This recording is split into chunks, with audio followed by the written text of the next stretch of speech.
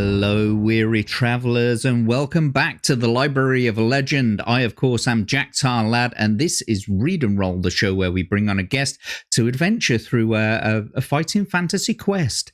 Where are we? So, last week we took a little bit of a hiatus, but the week before that we had Tomby on, and unfortunately he came to a little bit of an unsatisfactory end. He was working his way through the House of Hell.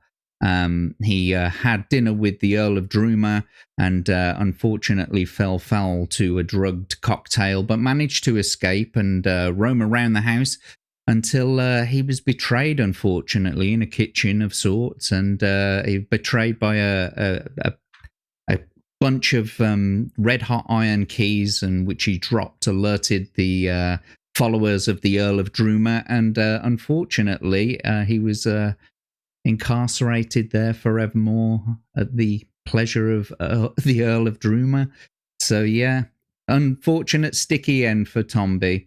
But this week we have a Russo-Anglo-Americano streamer and gamer. She's an accomplished singer and songwriter, and she's a guest and co-host on several shows across the internet, several popular shows. And yeah, without further ado, it's Anasgameland. How you doing, Anna? Yeah. Oh, let's put you in this scene. This is a better scene. There we go. Thank you. How you doing, Anna?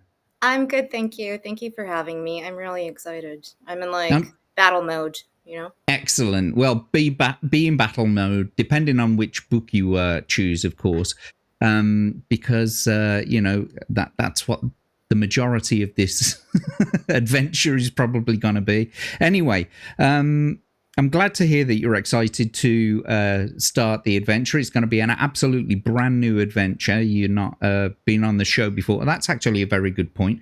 You first time on the show, isn't it? You know, so yeah. What's up with that? You're keeping all the good warriors to bottom of the list, everyone. But I just wanted to say thank you to everyone in chat. Great to see you. Yeah, and we'll get to the chat shortly. You said that you've never played these games before. No, never. No, so that's okay, though. There's nothing wrong with that. There's been quite a few people who've been on the show who haven't ever played this before and got through just fine until they died. Literally no one has ever won. So, it's gonna be me. Well, who knows? Depends on what book you're going to choose. So, without further ado, let's get into the game. And we will go over here. Right then, so before the show, I would have asked Anna if she would like to look through the back of the book blurbs of these three books here. And she's going to choose one in a short while. But today we've got the City of Thieves. We've got the Talisman of Death. And, of course, the Forest of Doom. So, based on the back of the book blurbs, Anna, which one do you think that you want to play today? Well, I could go into my reasoning for choosing. I could choose all three. Go ahead if you want. All three of them are really interesting to me. I would have first gone for the first one just because it seems a little bit more mysterious and it has that spy thing going on. But you know what? It's one of my favorites. Yeah, because I'm known on the internet as the one who goes to the woods. So I'm going to go for the forest one. Forest of Doom. Okay, so the Forest of Doom then. Excellent. We'll get that all set up for you then. I don't know. It felt very, familiar to me, but also it just very expansive. Mm-hmm. I don't know. So the Forest of Doom then is what we will set you up with. I don't know. You sound like I shouldn't have chosen that. No. It's absolutely fine. I always have all the books set up in the back because obviously you never know which one they're going to pick. So I always, and that's what I've been trying to get to first. Anyway, the blurb for the Forest of Doom Only the foolhardy or the brave, the very brave, would willingly risk a journey into Darkwood Forest, where strange, twisting paths wind their way into the eerie depths. Who knows what monstrous creatures lurk in the threatening shadows, or what deadly adventures await the unweary traveler? Do you dare enter? In a desperate race against time, deep within Darkwood, your quest is to find the missing pieces of the legendary Hammer of Stonebridge, which was fashioned by dwarves to protect a peaceful Stonebridge against its ancient doom. Many dangers lie ahead, and your success is by no means certain. Powerful adversaries are ranged against you, and often your only choice is to kill or be killed. And so that's what you chose on. Yeah. Right then, before we go anywhere, let's say hello to the chat, and of course, there is one thing. You in the chat can affect Anna's game directly by donating through the Stream Elements tipping link, which is in the description and it's in the pinned comments of both of the channels. Also, if you look below both of the videos on either channel, you can see a full list of ways that you can affect the game and the appropriate donation. If you do want something specific, then you have to state that in your message. Otherwise, it will just go into a pot, which Anna can draw from, depending on what she wants from the list, basically. Can I donate to my own game? No, that's the Daramuth rule. Yeah, so okay. When I had Daramuth on for the first time, and after I'd monetized it, he donated to himself, and I said, no, you're not allowed to do that. That's just a cheat. Daramuth, cheeky. So he was the first and only person to ever donate to himself, and now, unfortunately, that's over. So, yes, let's say hello to some of you guys in the chat. Let me just turn this background music down a little bit as well. It gets a bit intense sometimes. Anyway, could you possibly hazard a guess, Anna, who is the first person in the chat? Well, I saw who was the first person in the chat. Oh, okay. But it's the usual person. It is our very own Legatus Legionis. Yes, some say he's he's a good mod, but I say he's the best mod on the internet. He's everywhere you go.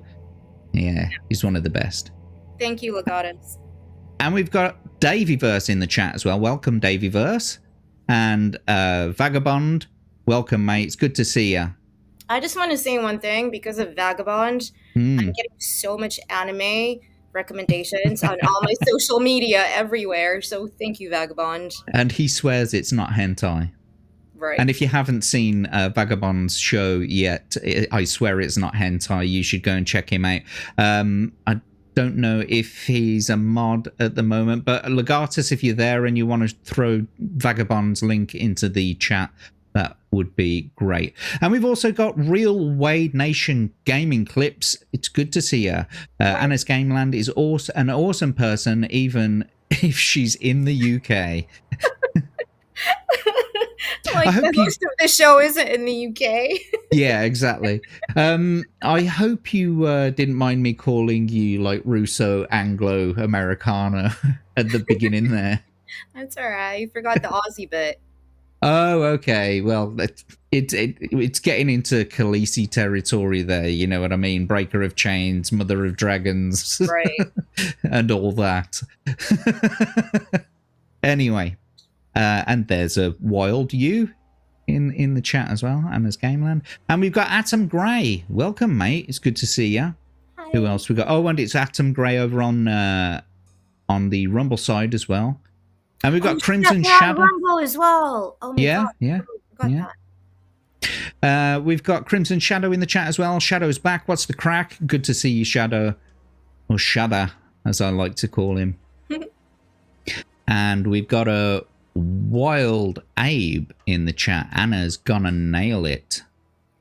Yeah. Nice to have that confidence there. Yeah, but you know what? Abe is like, every single thing he goes on, he wins. Everything. He's never won this. I have to do it then. All right. Yeah. This is, yeah. This I'm is the sort of. challenge, and although he's been nice in the chat, I know he's secretly dreading you playing this and winning. He doesn't. He's afraid of not being the first person to ever win on Read and Roll. And I probably won't, but when he found out that I was going to be, courtesy of you, on the show, he was like, "What? You're doing Read and Roll? What?" And I was like, "Yeah."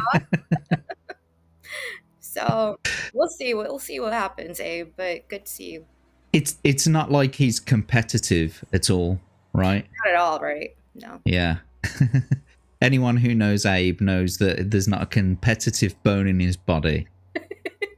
And we've got Daily Dysfunction in the chat. Did you say knob? I don't believe I did. Maybe I did. It was a Freudian slip. Who knows? And who else we got? I think that's it for now. We've caught up. He's on the right track to it, though, Jackalus. Yes, maybe he is. Abe, and didn't you say... Didn't you...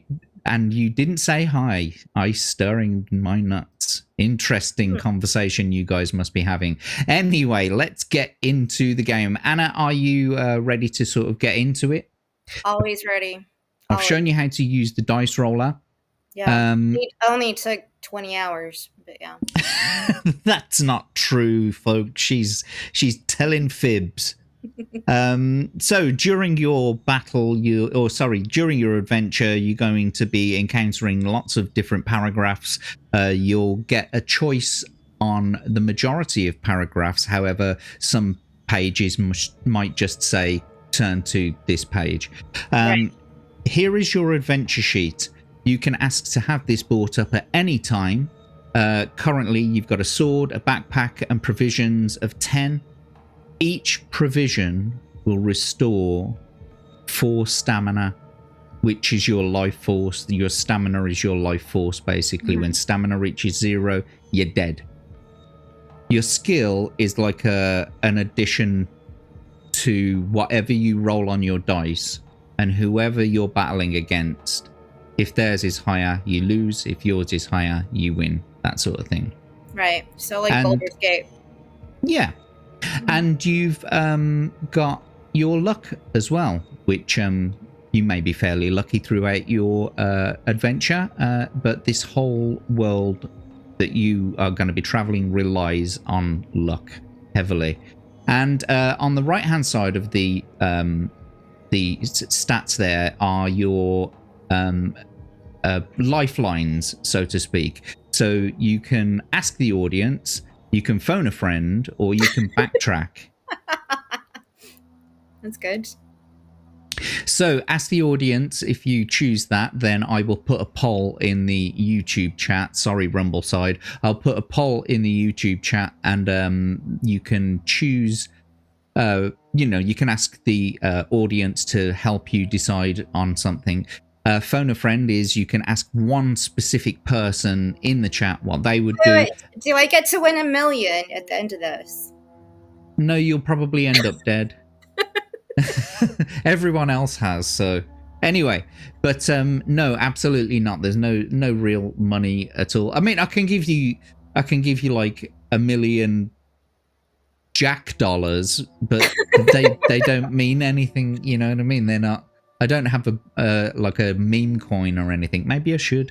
Okay, so my stamina is basically like my lifeline. Yeah, it's your HPs. Right. Basically. Okay. Get it. And so anyway, yes, the provisions. One provision will restore 4 whole stamina back to your score. Okay. And sorry, the lifelines, the third lifeline, backtrack.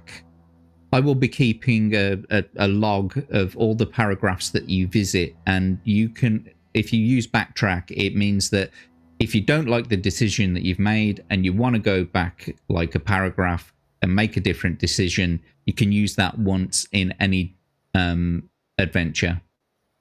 Okay, got it. Okay. You've got 10 provisions. We're going to roll for your stats shortly. Your initial stats will be the ones that you roll in a minute, basically. No matter how low no matter how much stamina or skill or luck you pick up during your adventure, it's very rare that those initial values will ever change. The chat with a sufficient donation may be able to increase or reduce those scores as we go along, but otherwise they'll very rarely change. Now, you can start your adventure with a potion. You've got a potion of skill, a potion of strength, or a potion of fortune. All of those potions will restore either your skill, your stamina, or your luck to its initial value. If you take the potion of fortune, though, it will give you 1 extra initial luck. So your initial luck, which doesn't usually change, will increase by 1. So not only will it fill your luck back up, it will give you 1 extra initial luck. I'm sorry, Jack. I stopped listening to you like 10 minutes ago. You're a dickhead. Do I get to like before choose? Do I get like +1 this or +1 that? Like plus strength, plus fortune? Nah, none of that shit. Nah, we don't make it as complicated as that. Okay. It's literally like all it is. Well, I mean, no, it's not like that. So let's say you're impaired by your skill. Let's say your current skill goes down by 3, and you pick up a special weapon that has a +2 skill, boon on it. Then it will take your skill up by that too, but it will never ever go over the initial amount that you roll in a minute. Yeah. Okay. But you don't get anything extra other than that. God damn it. Okay. Yeah. Anyway, you know how to use the dice roller. So if you wouldn't mind, please, we're going to roll for your skill. So could you roll 1d6, please? 1, 2, 3. Roll. Just 1. There. Oh, excellent. That's a 6 plus the 6. That's 12. So you've got the highest that you could possibly get, which is nice. I can't. No, this is bad luck. No, that was bad. I need to think of it the Russian way. Even when you get the best in life, you still need to be depressed and think negatively. Right then, we're going to roll for your stamina now. So that's 2d6, please, and then we'll add 12. A 4 and a 1, that's 5, plus the 12, that's 17. So you've got an initial stamina of 17, which isn't like incredible, but it's certainly not as bad as I've seen some rolls. And then we'll roll 1d6 for your luck. Come on, please. I really need to be lucky in this. Do it. Oh! Unfortunately, it was a 1, giving you an initial luck of 7 because we'll add 6 to that. And so those are your scores. Now, don't forget, you can have this adventure sheet up at any time you like to review those scores.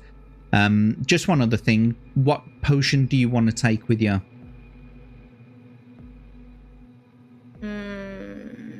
I don't know. I don't know.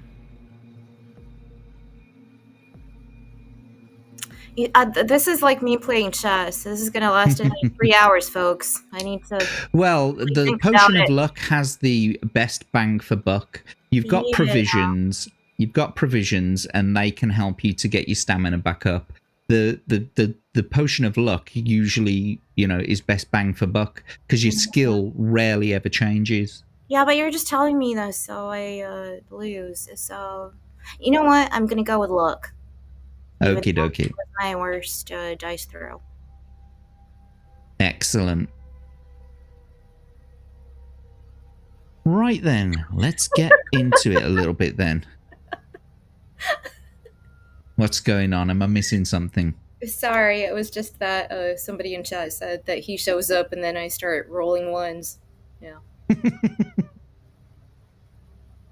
Yeah, it was a nice skill roll. Anna is still confused. I don't think she is. I think she's going to get it. I mean, she stared blankly into the camera for a second there. I think we lost her for like a couple of minutes, but we got her back. We got her back. Just looking through the chat here just to see who I've missed. And we've got Rick Cleary in the chat. Welcome, mate. Is Smoo here? Smoo, are you there? Not yet. Oh, Abe's saying or Smoo. Okay. She can't be any worse than Paul. Oh, I see. I agree with that. There's nothing worse than, yes, the polo. And yeah, or Smoo, because the law is basically Smoo has got the record for the quickest death in a book. Basically, after one decision, he died. Well, I might beat that today, and then we'll have like what do we do after that on the show? So basically, if you die within enough time, so I mean, I like to go for at least 2 hours, but I can push it to 3 hours if the game is going good.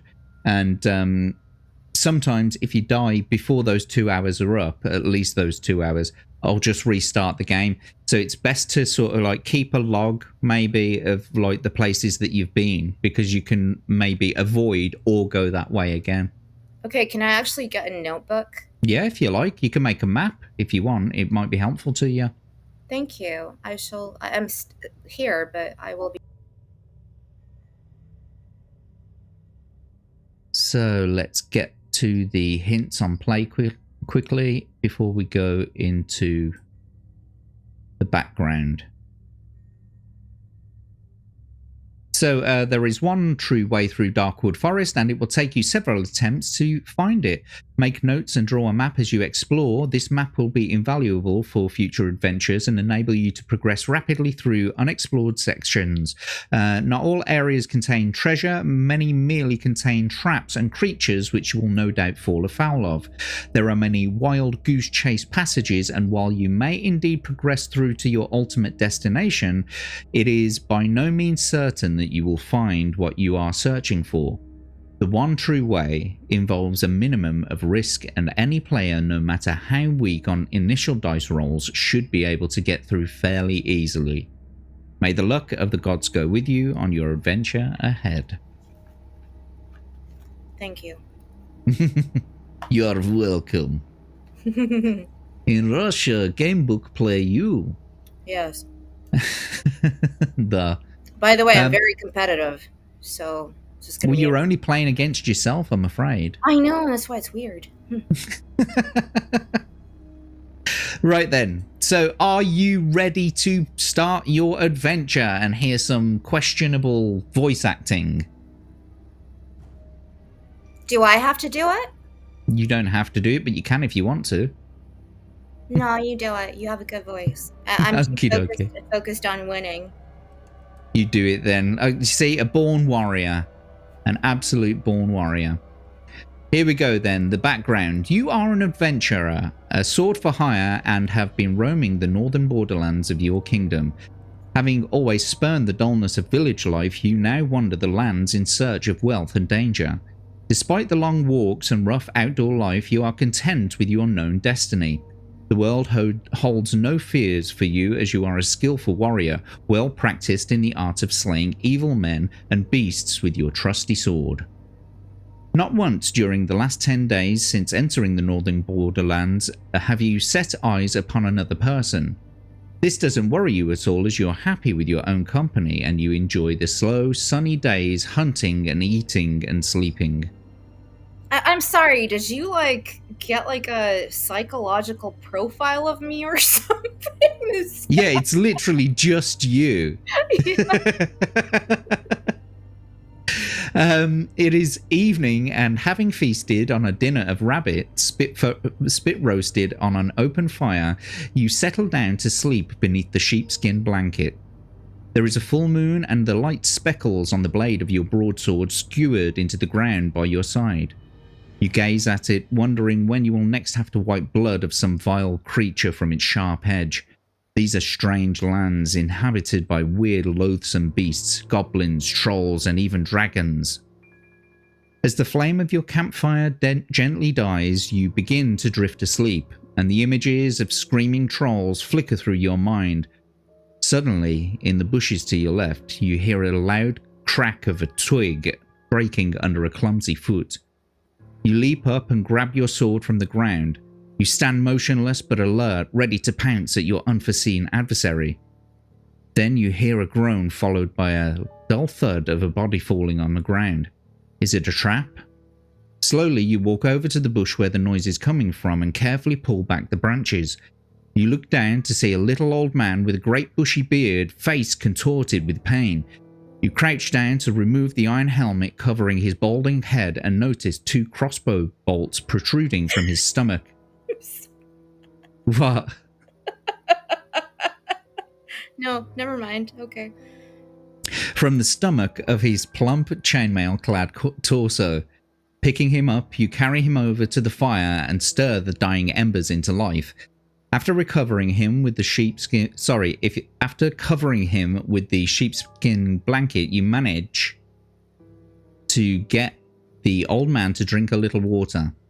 He coughs and moans. He sits up rigid, his eyes stared fixedly ahead, and starts to shout, "I'll get them! I'll get them! Don't you fear, Gillibrand. Big Leg's coming to bring the hammer. Oh yes, oh indeed, yes I am." See, I told you, questionable voice acting. The dwarf, whose name you presume is to be Big Leg, is obviously delirious from the poison-tipped bolts lodged in his stomach. You watch as he slumps down again to the ground, then whisper his name in his ear. His eyes stare unblinkingly at you as he starts again to shout, "Ambush! Look out! Ambush! The hammer! Take the hammer to Gillibrand! Save the dwarves!" His eyes half closed and the pain seems to ease a little. And pop me teeth back in. As the delirium subsides, he speaks to you again in a low whisper. "Help us, friend. Take the hammer to Gillibrand. Only the hammer will unite the people against the trolls. We were on our way to Darkwood in search of the hammer, ambushed by the little people, others killed. The map in my pouch will take you to the home of Yostromo, the master mage of these parts. He has great magics for sale to protect you against the creatures of Darkwood. Take my gold. I beg you to find the hammer and take it to Gillibrand, my lord of Stonebridge. You will be well rewarded." Big Leg. Sorry, why does the... I gotta interrupt you here. Mm-hmm. I'm so bad at this. I'm really sorry, everyone, but why does this sound like Caleb... Can't even talk. Gillibrand. Yeah, Gillibrand. Yeah, this is some kind of like Rings of Pooh level of like awesome. Well, I mean, it is. These books were designed for young adults, basically. It's great. I love it. I'm literally like mapping everything out already with dialogue.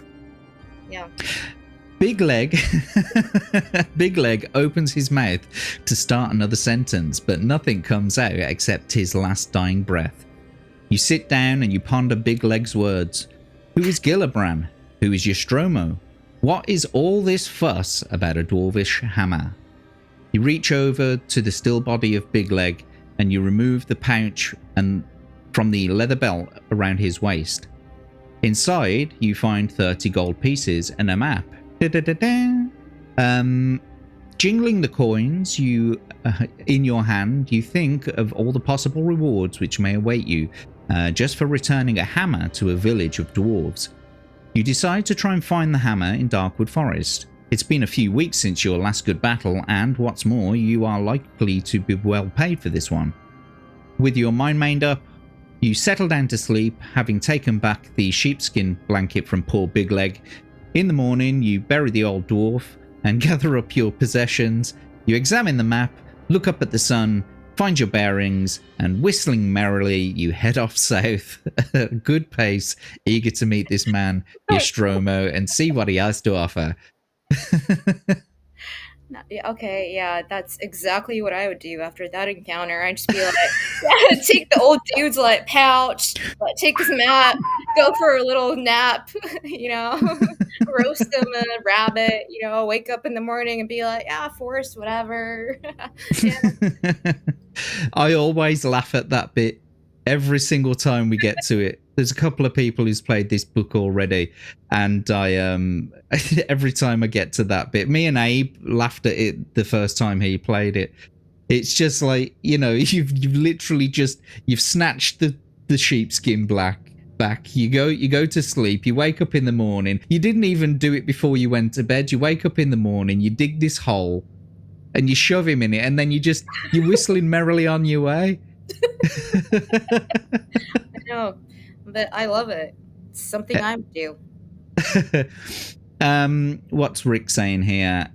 If there's anything in this chat or this room that is more important than my ego, I want it found and unalived immediately. Yes. I'll add those gold to your adventure sheet here. So it's 30 gold, which is nice because you're going to need those things to buy some stuff from Nostromo shortly. The Nostromo? What were you going to? Yes, the Nostromo. You're going to have a face hugger meet you at the door. I don't know. Okay, 30 gold. Got it. Yeah.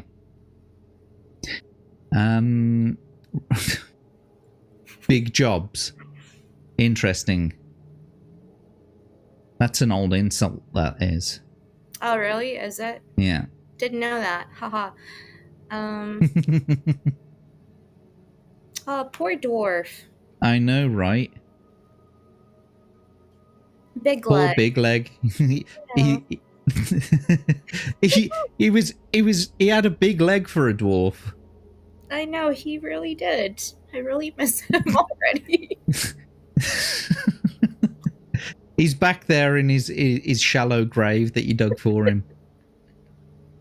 We will get into it shortly. I'm just trying to get to the end of these chats here. Are we playing Aliens Fireteam Extreme or Read and Roll? Yes, exactly. Yes, Davyverse. Poor Tomby. Right, let's get into it. So, you're about to make your first decision, and you are on chapter 1. Mm. So here we go. Let's get into it. Your walk to Nostromo's takes you little over half a day, and you arrive at his stone tower, home, dirty and hungry. As the tower is set back on the edges of Darkwood, some 50 meters away from the path you have been following, it's difficult to find. Finally, you walk up to a huge oak door, somewhat relieved to find that it does exist, and Big Leg had not been speaking wildly in his delirium. A large brass bell gong hangs from the stone archway. As you ring the bell, a shiver runs down your spine, and you realize that the loud bong invades a deep silence which you had not noticed. There are no sounds of birds or animals to be heard. You wait anxiously at the door and hear slow footsteps descending the stairs from the tower above. A small wooden slot in the door slides open, and 2 eyes appear to examine you. "Well, who are you?" demands a grumpy voice through the hole. You answer that you are an adventurer in search of a master mage, Nostromo, intending to purchase magical items from him to combat the creatures of Darkwood. "Oh, well, in that case, if you're interested in buying some of my merchandise, you'd better come up. I am Nostromo." He then turns and slowly climbs the stone stairs. So your first decision is, will you follow him up the stairs or draw your sword and attack him? Up the stairs. Okie dokie. It's a wise move, I think. Why would I attack some guy who's like in a tower in the middle of nowhere? Obviously, he needs like some money to buy some shit. I think he gets his things from the fat of the land. You follow the huffing and puffing old man in his tattered robes up the spiral staircase to a large room at the top of the tower. Shelves, cupboards, and cabinets line the wall, all filled with bottles, jars, weapons, armor, and all manner of strange artifacts. Nostromo shuffles past the general clutter and slumps down in an old oak chair. He reaches into his top pocket and pulls out a fragile pair of gold-rimmed spectacles. Put my fucking teeth back in. Jesus Christ. Yeah, gold-rimmed spectacles. Placing these on his nose, he picks up a piece of slate and chalk and from the table next to his chair and begins to write frantically. He then hands you the slate. So you've got 30 gold pieces, and there are a whole bunch of things that you can see on the screen there. That it does indeed end at nose filters. There's nothing lower than nose filters on that list. Wait, so I got 30 gold, and I can buy whatever I want. You can buy anything up to the value of 30 gold pieces, because that's all you've got. Unless, of course, anyone donates gold to you in the form of a tip. You only gather gold throughout the game through other sources, and you may very well lose some. So anyway, the list is a potion of healing, a potion of plant control, potion of stillness, potion of insect control, potion of anti-poison, holy water, ring of light, boots of leaping, rope of climbing, net of entanglement, armband of strength, glove of missile dexterity, rod of water finding, garlic buds, headband of concentration, fire capsules, and nose filters. And they all range from a value of 2 to 3 pieces. Okay, so I'm gonna get a few items, if you don't mind. I am going to get definitely where is it? Insect control. I need that. I feel like I'm gonna get some like weird insects attacking me later in the forest, like spiders and shit. Okay. Then I'm gonna holy water. Like what? Like if like demon shit attacks you or something. No, I'm gonna get that later. Boots of leaping. I like that. I like leaping. Yeah. I'm also gonna get. What is a glove of missile? Like, what am I in? Missile dexterity. Well, it means how well you throw things. You can, or, you know. Yeah, but I don't have anything to throw, though. So. Not at the moment, you don't. Headband of concentration.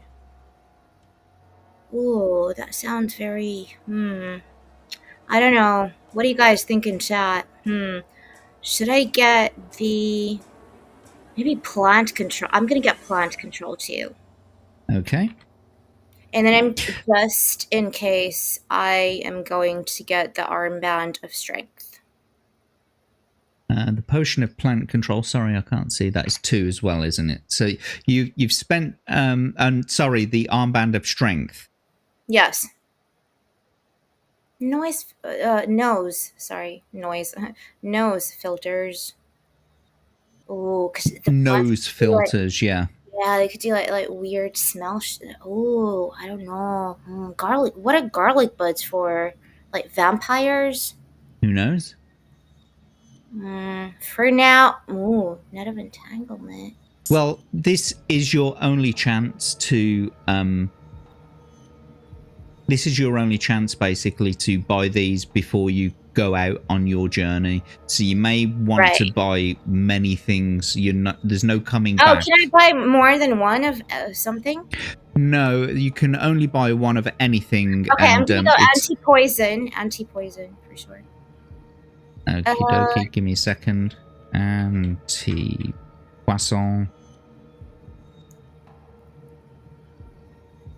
Poisson is a fish.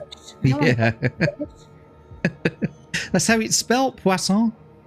Yeah. Well, okay. Let me get. It's 2 S's. Let me get that headband of concentration. I don't know. Maybe I'll like meet some kind of like animal, and I need to like concentrate and do some weird voodoo shit. Did you want the nose filters? Yes, I did. Probably a good shout. So in real life too. It's a good thing. What's the what we got here? Armband of. So hang on, I've got insect control, which is worth 2. Yeah. Boots of leaping, which is worth 2. Is that right? Yeah. A plant control, which is worth 2. Oh, thank you so much. Armband of strength, which is worth 3. The anti-poison, which is... Hang on, where's that gone? Which is worth 2 as well. Mm-hmm. The headband of concentration, which is worth 3. And the nose filters, which is worth 3. Yeah. So currently you have got a running total of 17. Oh, damn, I'm rich still. Okay, so thank you so much with the holy water. Got a tip from Crimson. Thank you. So you were... sorry, what was that? Let's have a look at that recent... What's it? Take a look down the side of the sofa and see what you can find. That's £4. So that's £4 added to your pot, basically. So if you now want to buy things from your from the monetization list, I can tell you what those are now shortly. But thank you so much, Davyverse, for the donation.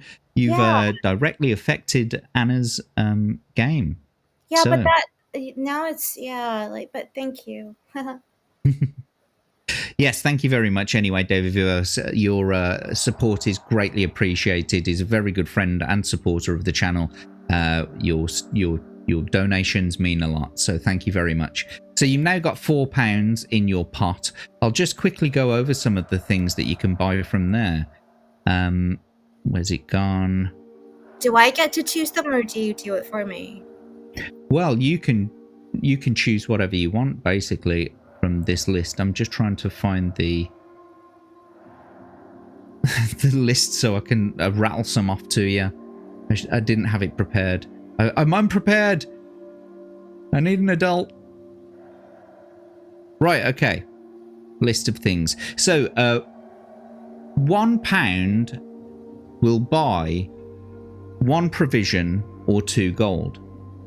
So you could actually use some of that £4 to give yourself a little bit extra gold now, if you wanted to. £2 gives a 1 random potion with a 6 in 1 chance of a luck potion. The £3 gives you a potion of choice, but it's still a roll of 6 basically for the luck potion. But a £3 donation also alternatively increases 1 current stat by 1. So if you've got a little bit low on skill or stamina or luck, if you use £3, you could potentially raise your luck back up by 1 by using £3. And £4 is an adventurer's care package, so you get either you either get like one of those people on TV selling me like insurance. Exactly. Have you paid too much for your car insurance? You get 2 of either 4 gold or 2 provisions, or 1 potion and either 4 gold or 2 provisions. And so that's as much as you can afford at the moment, is the Adventurer's Care Package, up to the Adventurer's Care Package. So if at any point you want to buy one of those things, you're more than welcome to. You just got to let me know. But until then, let's continue with this shopping list at Yostromo's. So was there anything else that you wanted on there? You're at a grand total of 17 so far. You've got insect control, boots of leaping, plant control, armband of strength, anti-poison, headband of concentration, and nose filters. Okay. Another thing I'm gonna get is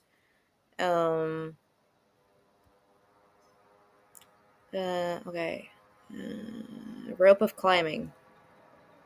I don't know. I'm a rope of climbing. Yeah.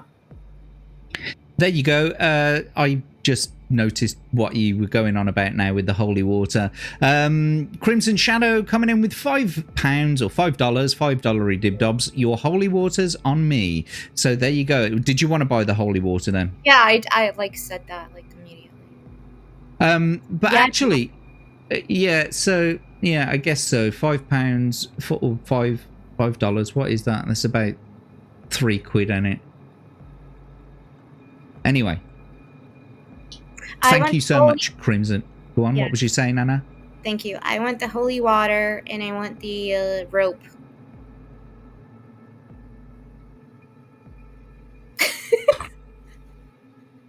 I don't know what I'm doing, but I think I do now. And also, do you know what? I don't know what fire capsules are, but I want to get some of those too, just in case. Okie dokie, I've added holy water, rope of climbing, and fire capsules. Yes. And also I'm adding that 5 to your... sorry, that 3 to your... No, it is... I'm just going to put it in as 5. So it's... You've got £9 to spend now. Well, which is thank nice. you. And I can't do it later. I have to do it now, right? No. What I'm saying is that monetization list, that's throughout the game whenever you want to draw from that list of things. That advance. No, I don't want to do it now. No, save it. Yeah, you don't have to do it now. You can do it at any point you like. Right. But if all we got to do now is go through this list here and see what it is you want from this list, and then we can get going on with the rest of the adventure. I also want to get the garlic buds too, please. Okie dokie.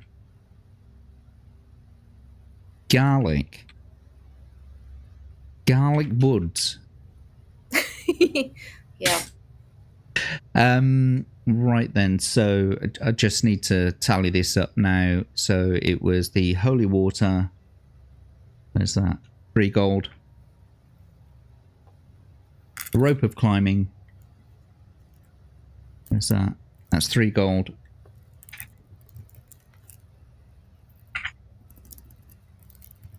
The fire capsules, which is 3 gold.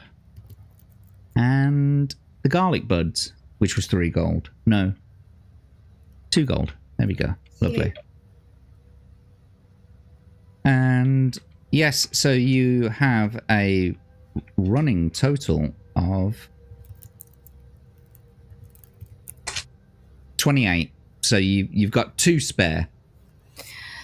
Okay. You don't have to spend all of it. I thought you said I couldn't do it anymore. I would keep at least 1 gold piece. So the 2 pieces that you've got left. But I might. Right. I get no more gold spent. No. Yeah, you've got 2 left. I may might want find to keep somebody it. on my travels who's gonna be like, "Oh, poor soul, do you have 1 gold to spare? I'm a blind man," and then I'll get, Precisely, something like that. So, yeah, no more. Done with the shopping. Okie dokie.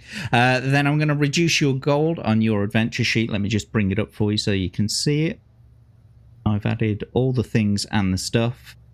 28 gold with... You now have 2 gold left. Yeah. Yep, so there we go. Lovely. Thank you. Thank you. I often like to go back to the chat just to see who's in there and who I've missed. I think I see Mid Iowa Gaming has joined the chat. Who else? You see, the thing is, I concentrate on reading these paragraphs so much that by the time I get to the chat, they're all stale. They're all stale messages, and I don't know what the heck they're talking about. They're just having a conversation with themselves. I haven't got an absolute clue. How dare they? How dare they? I beat myself once on the show. Yeah. Oh, I've already seen that, ain't I? That was ages ago. Mid Iowa Gaming, there he is. Pleasure to see you, my friend. Thank you for joining us in the chat. We've got 20 people watching over all the platforms. So let's get on with the actual game. You've managed to get a whole bunch of gifts and stuff from your Stromo. So let's... oh, is JB here as well? Did I miss JB? Yeah. Well, welcome, JB. It's a pleasure to see you. Thank you all, and everyone who's lurking as well. Thank you very much for joining us on this adventure. Right, let's get into it then. He tells you that all the instructions for use are clearly written on the labels attached to the items together with their suggested use. He sighs and tells you that unfortunately the magic in the items only works once, but they are the best you can buy for the money. If you decide to buy any of the items, we've done all this, yada yada, Nostromo then asks you the reason for the purchase of the items, and you tell him your story and your decision to continue the quest of the luckless Big Leg. Ah yes, Nostromo says slowly, rubbing his chin. Heard that the good dwarves of Stonebridge had lost their fabled hammer, their warhammer. Without it, their king is unable to rouse his people, despite the fact that the hill trolls threaten their village. Rumour has it that the envious king of another village of dwarves had sent an eagle to Stonebridge to steal the hammer, which it managed to do. But as it flew back over Darkwood, it was attacked by 2 death hawks, and the hammer dropped into the forest and was lost. Apparently, 2 forest goblins found the hammer, but could not decide who was to keep it. They wrestled for hours, but gave up. Then they discovered that the handle unscrewed from the head, and the argument was settled. One kept the head, the other kept the handle. Then they parted, each happy with their new treasure. Who knows if they still have them? So, I'm afraid your problems are doubled. I can tell you that the head is made of bronze and the handle is made of polished ebony. Both head and handle have the letter G inscribed on them. Your task is not easy. Good luck. You thank Nostromo and leave the room by the spiral staircase. So, moving on. Outside, in the bright light, you notice that the dead quietness again. A narrow path leads northwards from the tall grass surrounding Nostromo's tower into the dense undergrowth of Darkwood Forest. In a few strides, you are surrounded by the dark, tangled forest. Stones and knotted roots seem to hide in the shadows, and you almost believe that they are trying to trip you up. The light fades quickly, and the air becomes moist and unpleasant. Deeper and deeper you go into the gloom until eventually the path forks on either side of a huge oak tree, or a huge old tree. So will you go west, or will you go east at this fork? East. Okay. Straight into it. No hesitation there. No, let's go east. Okay. Well, you've run into this crow by the look of it. Oh, cute. Yeah, I know, right? It's a furry in the woods. The narrow path continues to cut its way through the tangled forest. Strange animal cries and noises echo through the trees.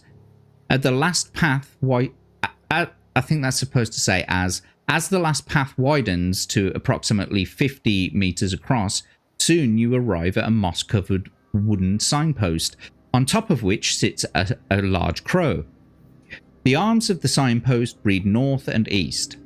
Just as you are deciding which way to continue, you hear the words, "Good afternoon." You look up in the direction of the voice and see that the crow is looking down at you inquisitively. "Good afternoon," you reply slowly.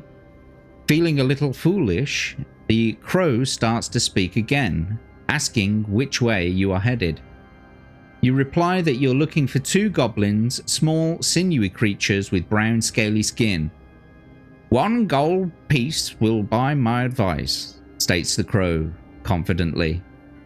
So will you pay the crow for its advice, ignore the crow and turn north, ignore the crow and carry on eastwards? I will always listen to the advice of a crow or raven, so pay the crow. Okay. 160. You're currently on 60. Yeah. So, okay, I'm going to deduct that from your gold. You now have 1 gold left, unless you wish to buy some using the real money from I'm good. the adventurer's pot. I want to hear what the crow tells me. Okie dokie. Pay the crow for his advice. 343. You put the gold piece on top of the signpost as requested by the crow, after which it says, "Go north." You ask the crow why needs the gold pieces, and it replies that it needs 30 gold pieces to pay your Stromo to turn him back into a human again. You bid the crow farewell if you want to. You bid the crow farewell. If you want to turn north, as advised by the crow, turn to 8. If you would rather continue eastwards, turn to 239. I'm gonna go with 8. You're going to go with what, sorry? Turn to 8. Okay. Yep. Walking along the path, you hear footsteps and arguing voices ahead of you. If you wish to meet their owners, turn to 317. If you would rather hide in the bushes and let them walk by, turn to 392. Okay, so I've played enough of Kingdom Come Deliverance. I'm gonna go hide in the bushes. I don't want to meet any people walking on paths, so... As you crouch in the bushes off the path, the voices get louder. Then 2 pairs of spindly legs in tattered cloth shuffle past you quickly, kicking up dirt and dust. The voices soon fade away and into the distance. You step out onto the path again and press on northwards. To the left of the path, you notice a large hole in the ground with a diameter of some 3 meters. Walking over to the edge of the hole, you see it sloping off deeper into the depths of the earth. If you wish to walk down into the hole, turn to 125. 125, please. Okie dokie. Very, very confident there, wanting to go down that hole. Follow the white rabbit, is that it? Right. Here we go then. As you descend into the hole, you notice large amounts of slime secreted by some huge creature. If you wish to climb back out of the hole and continue walking northwards up the path, turn to 337. If you wish to carry on down the hole, turn to 15. 15.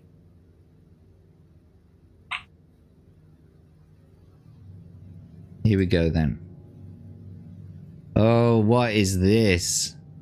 Oh, cack. The slope is steep and you slip on the slime, tumbling head over heel down the hole to the bottom into a large earthen cavern. You jump to your feet and are alarmed to see the shiny tip of a poisoned barb on the tail of a huge stingworm coming straight at you. The stingworm is about 5 meters long and has huge yellow segments, but all you care about is protecting yourself from the barb. There's no time to scramble out of the hole and you must draw your sword and fight. Right, okay. It's time for your first battle. Finally, a battle. I've never known anyone on this game be so happy to encounter a battle. But here we go. Your stingworm enemy has a skill of 8 and a stamina of 7. Okay. Right then. So, as this will go, as it will be aware to you shortly, the battle sequences go as follows. First, you will roll 2 dice for the enemy. Mm-hmm. Then you will roll 2 dice for yourself, and whoever has the biggest score wins out of that. Now, when you're battling, you can use your luck if you wish to. If you score the winning blow, you can try to double your attack damage on the monster by rolling for your luck, and it means that you have to get your current luck or below on 2d6. Alternatively, if you have been damaged, you can try to mitigate some of that damage by being lucky and rolling your current score or below. If you're unlucky though, then we will take another stamina away from you, and if you were the one who scored the blow, we will give the monster 1 back. Okay, I need to get my Hello Kitty potion. Right then. Hello Kitty potion. Okay, let's do this.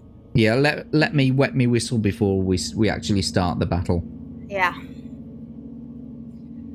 Right, so I'm rolling for the enemy right now. It gives a second. Let's start that battle music and get it on the go. Here we go then. Your first battle. If you wouldn't mind, please, rolling 2d6 for your enemy.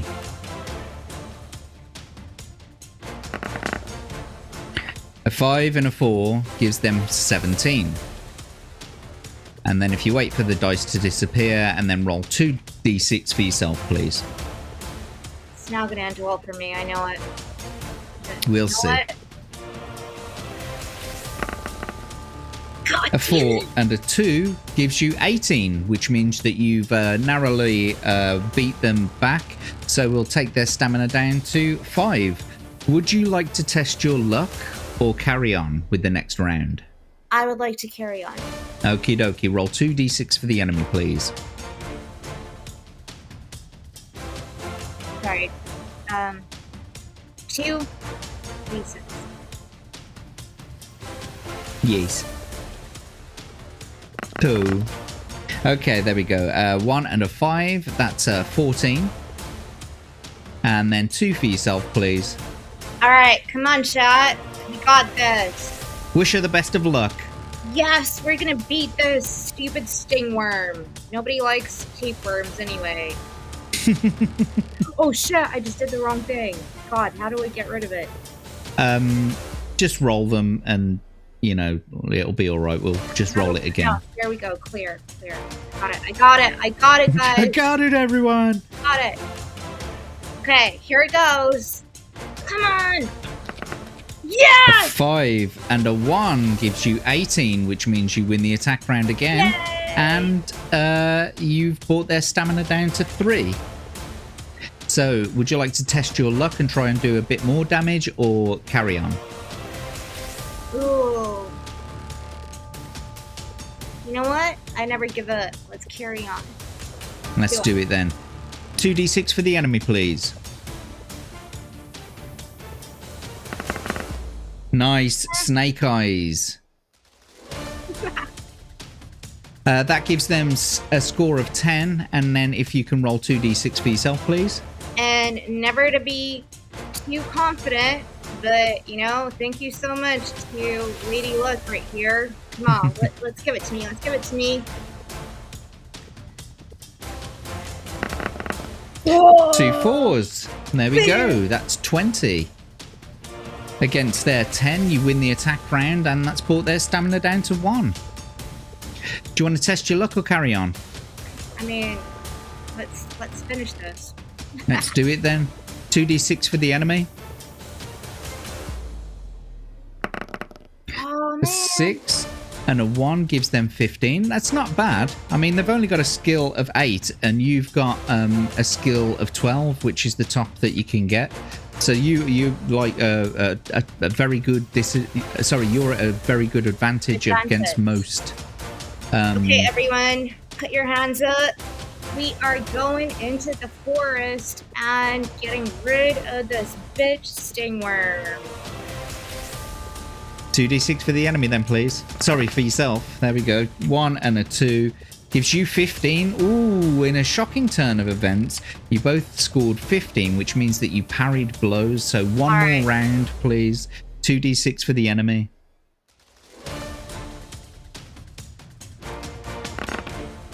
There we are. A 4 and a 2 gives them 14. And here we go then. Let's see if this does it. We need this. We need this. No stickworm with any tail is gonna beat me. No. Yeah! A 5 and a 3. That does it. That gives you 20, which means that you've won the battle. You've destroyed that dude. That big old slimy fucking worm. Thank you. Congratulations. You did it. Thank you.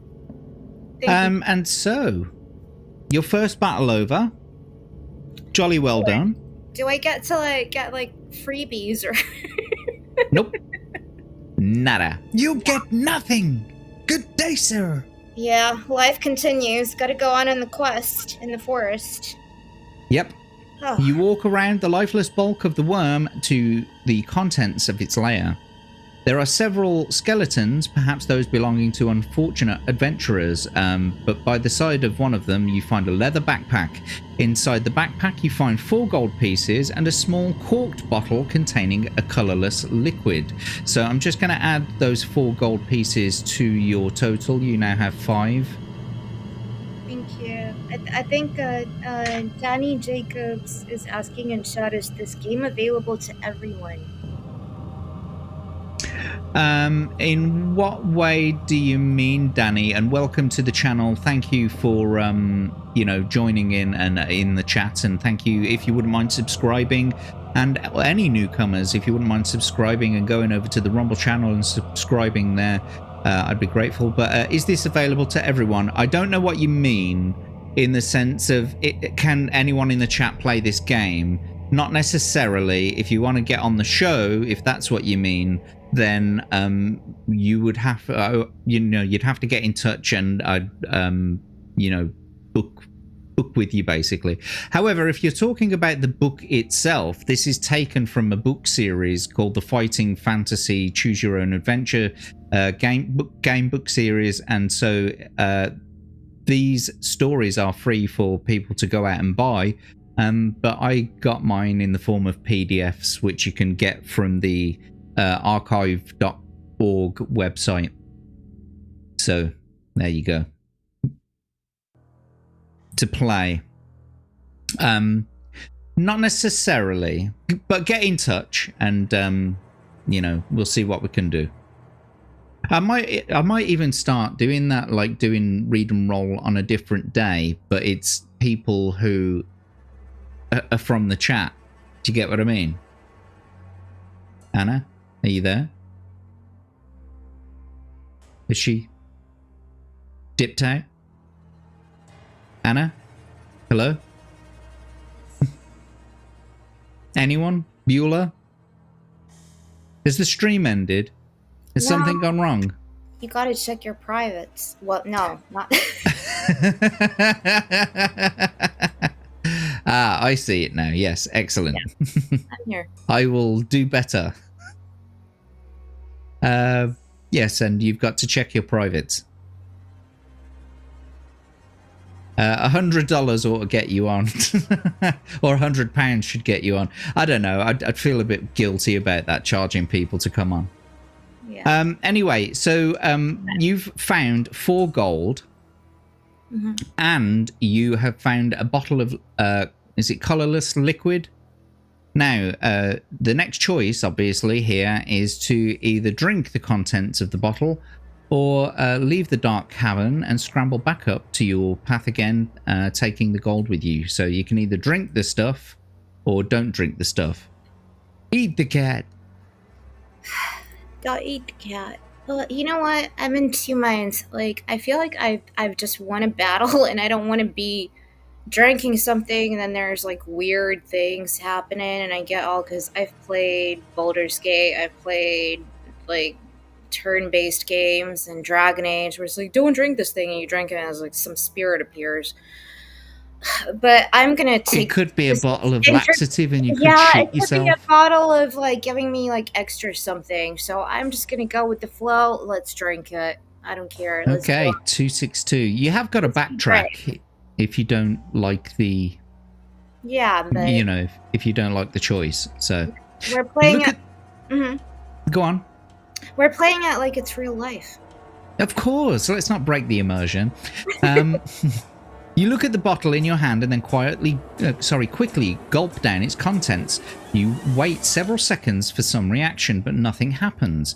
However, when you come to pick up your sword, which you had put down to examine the backpack, a surge of confidence runs through your body. The liquid is a potion of weapon skill, which will add 1 point to your future dice rolls when computing your own attack strength during combat. Nice. Its effect will last for your next 2 combat encounters. Taking the gold, you scramble up out of the earthen cavern to the path above and continue your journey northwards. So I'm just going to add that you've got a boon of, what did it say now? Was it 1? Add 1 point for the next 2. Add 1 point for the next 2 battles, basically. Yeah. And then we turn to I'm happy about that choice. You gotta listen to your intuition, Absolutely. Especially, I mean, like, it could be anywhere. The things that you need could be absolutely anywhere. And because, like it said at the very beginning, some journeys or some passages are just, crap. They're just monsters to battle. But sometimes they're monsters to battle and they give you something good at the end. Anyway, at last, the trees begin to thin out and shafts of sunlight beam down through the gaps on either side of the path. As the path widens, you see a large cave entrance set a few yards back on the right. If you want to examine the cave, turn to 230. If you want to continue northwards of the path, turn to 358. Well, I love my holes in caves, so I'm going to the cave. Very well. Cave. I'm sorry, I've been playing Witcher too much in my life. Gotta go into the cave. Absolutely, and it looks like there's someone in here with you. So slowly you peer into the cave and a huge shape of an ogre walking slowly over to a wicker cage with a bowl of water in his great hand. He is dressed in animal furs and carries a stone club in his belt. There appears to be a small creature jumping around inside the cage. You may pick up a rock and throw it at the ogre, rush in and attack the ogre with your sword, or leave the cave and continue up the path. Nah, we had this in The Witcher as well. No, I don't want to touch the ogre. Leave him be. Leave the cave. Leave the cave. Leave the cave. Walking along in the path. The cave, out the cave. It's just like, fuck this shit, I'm out. Yeah, I don't know what they got going on. I'm not part of it. I saw it. Don't want any part of it. Bye. Anna was literally the Grandpa Simpson meme going in and out of the bushes. In and out of the what's it, the brothel. Oh, the brothel, yes. Yeah. Anyway, so walking along the path, you do not notice a rope noose hidden beneath some fallen leaves ahead of you. Your foot catches in the noose and you are suddenly hauled up into the air by the rope, which is tied to a sprung tree. In a second, you are hanging upside down, suspended by your trapped foot. Now you have to test your luck. If you're lucky, your sword remains in its scabbard and you're able to cut yourself free. If you're unlucky, your sword slips from its scabbard and drops to the ground, leaving you dangling helplessly. So, if you wouldn't mind, please, let's get your adventure sheet back up. If you wouldn't mind rolling 2d6, and you've got to get 7 or below on 2d6. You know what? I don't even care if it drops. You may. And unfortunately, yes, that is above 7, which means that you are unlucky. Yeah. And we'll have to reduce, every time you use your luck, we reduce your luck by 1, so you now have a current luck of 6. Oh dear, what would I do with that? Well, you have got the potion of luck, though, so if it gets too low, you can refill your luck, and it'll give you 1 extra initial luck, giving you 8. You can't always get the lucky dice in life. You gotta, this is what the journey is about. And everything I'm actually drawing right now about my journey, I'm going to send you. I just want to see if I can change your audio settings at all. Are you able to maybe switch, if you click on your icon in EVMux, so you click on your camera window down the bottom there and you've got the little hamburger, the 3 dots. Can you change your audio settings and see if the auto gain function is on or off? And if it is on, I just want to test something. If you switch it off, please. Okay, if I switch off my camera. No, not your camera. If you switch off the auto gain function in the sound settings. So where your camera, not the... It does not have that for me for some reason. Oh, I know what you're talking about. Yeah, and I can't change it for you either. Why? That's weird. Is it echoing? No, it's just that I feel like the noise cancellation or something is on, and every time I talk, it keeps squashing you a little bit, or when the music, I've noticed the that background on other music. shows. Yeah, I've noticed that on other shows too. I don't like it. I know, I don't like it too. Let me try on this end. Let's see if this works quickly. I'm sorry about that, guys. No, it's not a problem. I'm just I know. I I'm noticed it. concerned that they can't hear you. It's like you have to be quiet for me to be heard. I know. And the music as well. The music plays in the background. Okay. Kind of drowns you out. Let me do this. Microphone. But nevertheless, let's just have a quick look through the chat here. JB, always drink mystery potions in real life. Nothing could possibly go wrong. Never met a woman that didn't like the... Oh, Jesus Christ, Rick. What are you talking about? Nothing ventured, nothing gained. Exactly. Yes, exactly, Abe. You tell him. You tell him. Spritz bottle. Why not do admission to get on and put it to a prize fund? Like a tournament of sorts. Maybe. Crimson wanted you to throw a rock, by the way. Oh, I throw rocks all the time. Crimson Shadow says, at least you have a backtrack.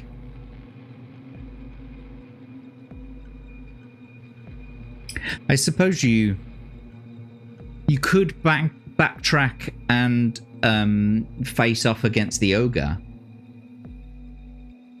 Yeah, I can't do it here for some reason, but I've tried to do everything on my end. Don't worry about it. Everything should be fine. We can carry on the way it is.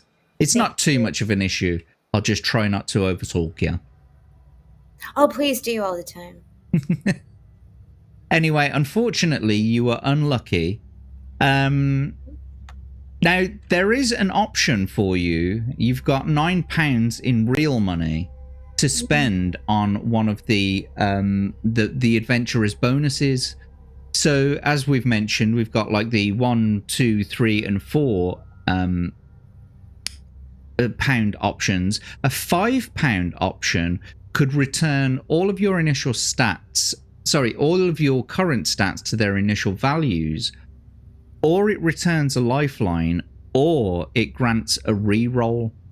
So, if you wish to spend £5 out of the 9 that you currently have, you could buy a reroll, and I will give you your 1 luck point back, and then you can see if you can get better luck, basically. No, I don't want to use any of that. Okay, fair enough. I want to see if I'm going to be lucky, even with what I have. Okay, well, you curse as you wonder who set up this infernal trap. After 10 minutes, you hear footsteps and begin to panic, making frantic, swaying movements in the air, trying to free your foot from the noose. Then a small boy dressed in green leather shorts and green shirt appears. He is chewing on what looks like a chicken bone. He walks underneath you, looks up and smiles, saying, "Ha, someone's caught in the ogre's tree trap." You ask, I know, right? You ask him politely to pass you your sword. "That'll cost you 5 gold pieces. Or perhaps you have a nice magical item for me," he says, eyes widening. If you are in no position to argue and must give the boy the gold or one of your magical items if you have any. Make the necessary deduction on your adventure sheet, and the small boy will then pass you your sword and run away down the path. So let's bring up your adventure sheet. You currently have 5 gold pieces, or you can trade one of your magical items that you bought from Yostromo. Yeah, I give him the holy water. Give him the holy water. You need Jesus, kid. Yeah, kid. What the hell, man? What kind of kids are in this universe? Well, I've deleted the holy water from your adventure sheet now. And you continue northwards, of having been cut down from the tree by yourself. You notice a knotted vine hanging down to the ground from a tree on your left. You look up and see a roughly made tree house amid the branches. If you want to climb up to the vine to the tree house, then turn to 195. If you wish to continue walking north, turn to 109. Oh, I want to go into the treehouse. Of course you do. Of Well, course. it wouldn't be an adventure without, like, going on an adventure, would it? No, but I can find a friend in there or somebody who's, like, weird. Yeah, well, it certainly looks like you found one of those.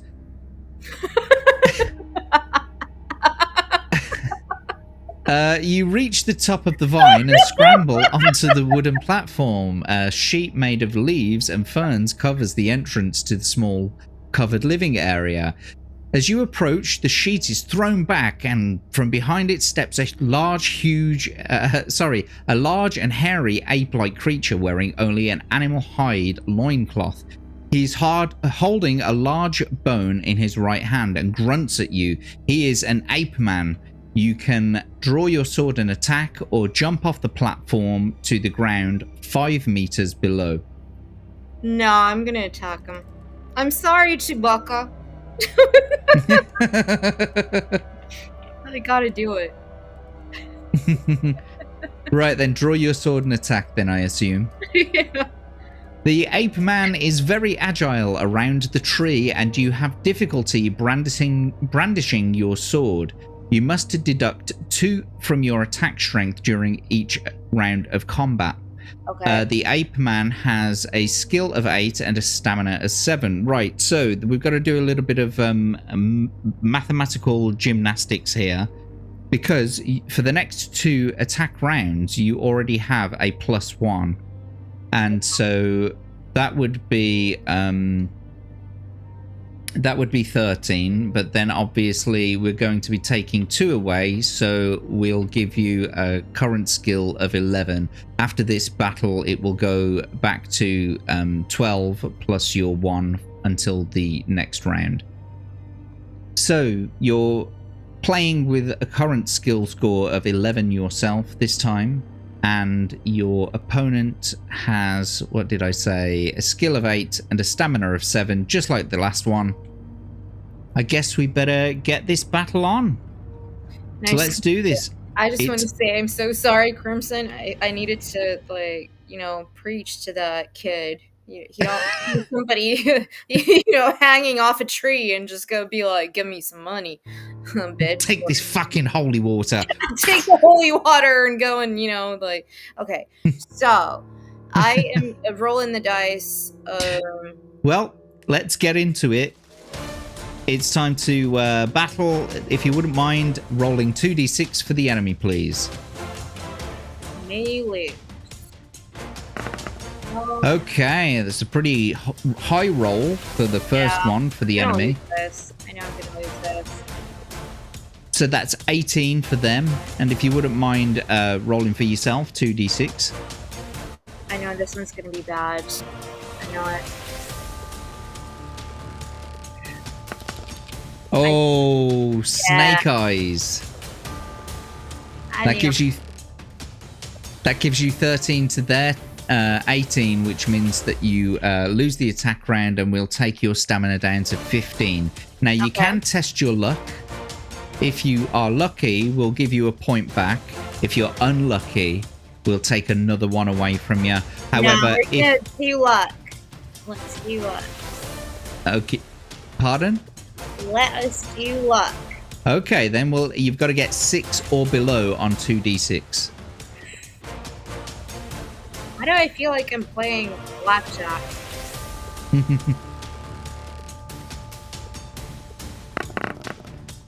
I'm afraid not. That's 9, so we'll take one more away from your luck, and I'm afraid we're going to have to take another one away from your stamina as well. However, on to the next battle round. Could you please roll 2d6 for the enemy?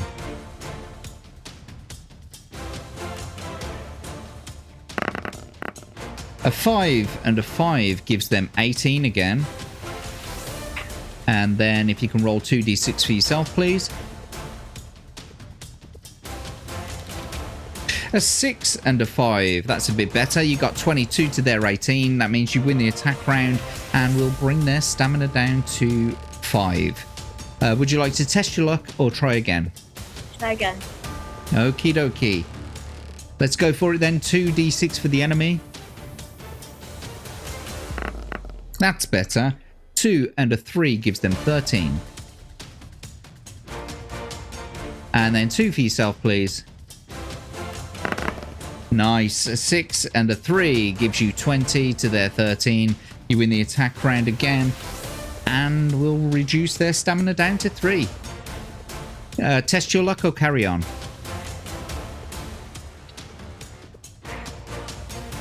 I'm gonna test my luck. 5 or below on 2d6. Let's do it, guys. Best of luck.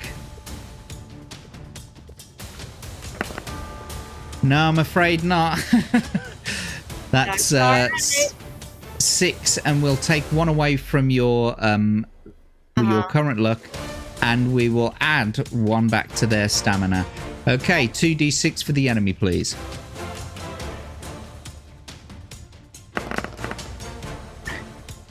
Five and a 2 gives them 15. And 2 for yourself, please. 6 and a 3 gives you 20. Well done. You've won the attack round. We'll bring their stamina down to 2. Do you want to test your luck or carry on? Again, let's do the luck thing. I don't know. I feel like at a certain point, the luck's gonna pay off. Let's do it. Look all the way. Let's go then. 2d6 for the enemy, please. Sorry, 2d6 for your luck. Oh my god, Bennett. Okay. Sorry. Well, you've got 3 luck left now, and we will have to add 1 back to their stamina. So 2d6 for the enemy. A 4 and a 1 gives them 13. And a 3 and a 1 gives you 15, which means you have won the attack round. We'll bring their stamina down to 1. Test your luck or carry on.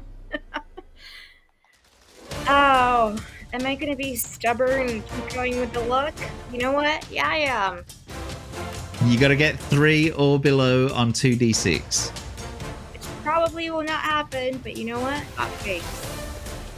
So, let's see. A 4 and a 1 equals 5. I'm afraid not. Now, you're now at a current luck, which is basically you're at 2, and the only way to be lucky now is to get snake eyes. Okay, so we're going to add 1 back to their stamina. Sorry, that's 2 now. And if you wouldn't mind rolling 2d6 for the enemy, please, for the next attack round. That's a 1 and a 3. That gives them 12. Oh, hang on. What's going on here? What did I didn't write your scoring, or I've done something wrong. Anyway, 2d6 for the enemy. That was a 1 and a 3. Gives them 12. And then 2 for yourself, please. A 6 and a 3 gives you 20, which means you've won the attack round. You've beaten the monster back. Congratulations. That's the battle over. Well done. You did it again. A success. I don't know. This one felt a little bit different from the first one. Did it? How come? Yeah, I don't know, because I was an ape. Ah, well. Are you anthropomorphizing? No, I felt like, ape, Not Abe. No, not you, Abe. An Abe man. Oh. Yeah. Please be kind to her. Help her get what is needed to get the hammer's head. I can't really give many hints out. You've just got to play the game. That's the whole point of it. No. Look, no. Jack and I have known each other for a long time. Like, he's not kind to me at all. Like, this is the kindest he's been to me. No, jokes. No, this is great. I'm loving it. This is like for the history books. All my like maps and shit that I've been drawing. Like, this is brilliant. It's gonna be like Snake. when you have finished the stream, would you mind sharing those maps with us on Twitter? Like, you know, quote tweet the stream with, because that's what Paul did last time, and I also got Tomby to you know, share his maps on the stream with us. So yeah, I wouldn't mind seeing really those maps. It's more like a reaction of like it's more like a storyboard. That's perfectly fine. I think that's perfectly fine. Yes, they were some very bold choices, Atom Grey, testing all of that luck. Apes are built different. Yes, I was just literally going to say apes are built different. God, that tear your fucking face off. I'm like sweating right now. That was a difficult one. Yeah. Well, you did it. You could have actually escaped by jumping off the platform to the ground 5 meters below, but I wouldn't have suggested you do that. No, I would have broken my legs. And then I would have that little kid come back and be like, "Pay me! I'm all of this twist. Give me coin. I can fix your legs for you." Yeah, okay, whatever. Holy water on you, child. Spritz bottle. Spray you with some. Good lord. Anyway, you step over the body of the ape man and enter his living area. Animal bones and rotting fruit litter the floor. The ape man's bed is made of moss and lichen and seems to be crawling with bugs. You shudder and step out onto the platform. Then you notice a copper bracelet around the ape man's wrist. If you want to put it on, turn to 302. If you would rather climb down the vine and back to the path, carry on northward and turn to 109. So would you like to put the copper bracelet on your wrist or carry on? I don't need no education. I don't need no trinkets from somebody I just murdered. So no, leave it. Are you sure? Yeah, I'm sure. I don't need no ape copper bracelet. I only go for silver and gold. Sorry, guys. Okie dokie. So we'll just carry on then. Soon the path leads out of the trees onto a large plain with tall grasses. Beyond it, you see a rising ground and further off, some low hills. The path splits and goes in 3 directions. If you want to go west, turn to 124. You can go east or you can go north. Okay, I need to remember this is from Slavic lore. Если налево пошел, в ту сторону. Если направо пошел, this is from Slavic lore. I will go left. So west. Yes. Okie dokie. The path ends at another junction. The way south leads back to the forest, so you decide to instead head north. Walking quickly along the path through waist-high grass, you arrive at another junction in the path. If you want to continue walking north, turn to 105. If you wish to go west, turn to 361. No, I'm going north. Okie dokie. Don't forget you do have a lifeline of a backtrack. So if you want to, you know, make a different choice, let me know. So we'll continue north for now. In the distance, to the right of the path, you see large birds circling in the sky. As you get closer, you recognize them as vultures. If you wish to step off the path to see what or who put my teeth back in. If you wish to step off the path to see what or whom the vultures are interested in, turn to 384. If you wish to ignore the vultures and continue walking north, turn to 394. Okay, everybody who knows me, I'm not going to just ignore a bunch of people looking at us. I'm going to go and sniff it out. Yeah, let's go and see what the vultures are looking at. Okay, 384. Yeah. There you go. An ominous picture above you there. Oh, no. No. No. Anyway, ahead in the grasses, you hear a low moan. You look up to see vultures patiently waiting overhead. A few steps further and you see the ugly sight of a huge man with muscles like knotted iron staked out to the ground. His arms and legs are tied to 4 wooden pegs driven deep into the ground. The man is naked except for a small loincloth, ladies, and his skin is badly blistered from the sun. His face and chest show the bloodied signs of cruel torture. His captors will not have gained the information they sought from him because he is a barbarian. Right, I was going to say, is it Conan or something? Yeah, there he is. Look, poor bastard. Yeah. Aw. If you wish to cut him free, turn to 128, and if you wish to leave him in his agony and return to the path and head north, turn to 394. No, I couldn't ever leave Arnie alone in a cloth. No, I'm going to cut Arnie free. Come on, let's do it.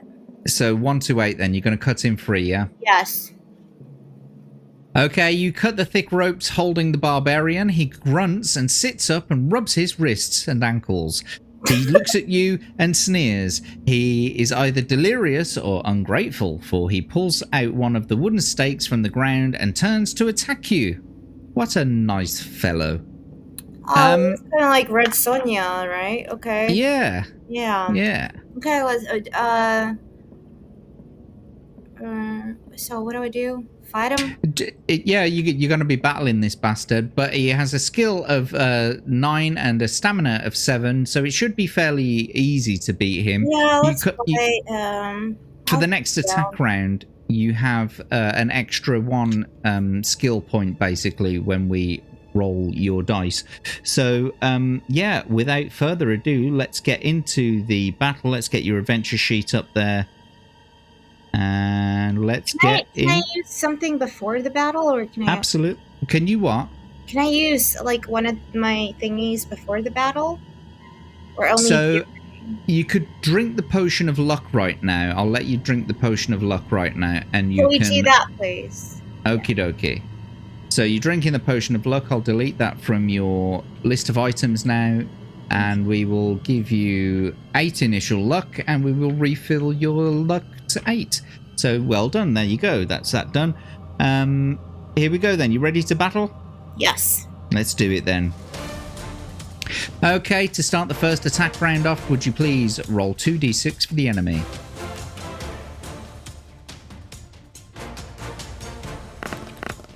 A 4 and a 1 gives them 14. Sorry, let me just delete these old scores.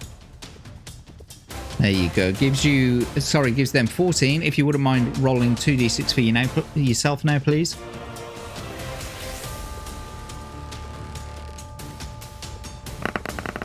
Nice. A 6 and a 2 gives you 21, which means that you win the attack round. Will reduce their stamina down to 5. Would you like to test your luck or carry on? Test my luck. Jesus Christ. 2 d6 for your luck, please. You've got to get 8 or below. God damn it. I'm afraid not. So that's what was it? Was that 10? 12? No, 10, wasn't it? 10. Yeah, 10. So unfortunately, no, you weren't lucky, and we will add 1 stamina back to their score and reduce your luck score down to 7. 2d6 for the enemy, please. I'm going to take that as a 3 and a 5. I see a 3 and it's halfway across, but that gives them 17. And so 2d6 for yourself, please.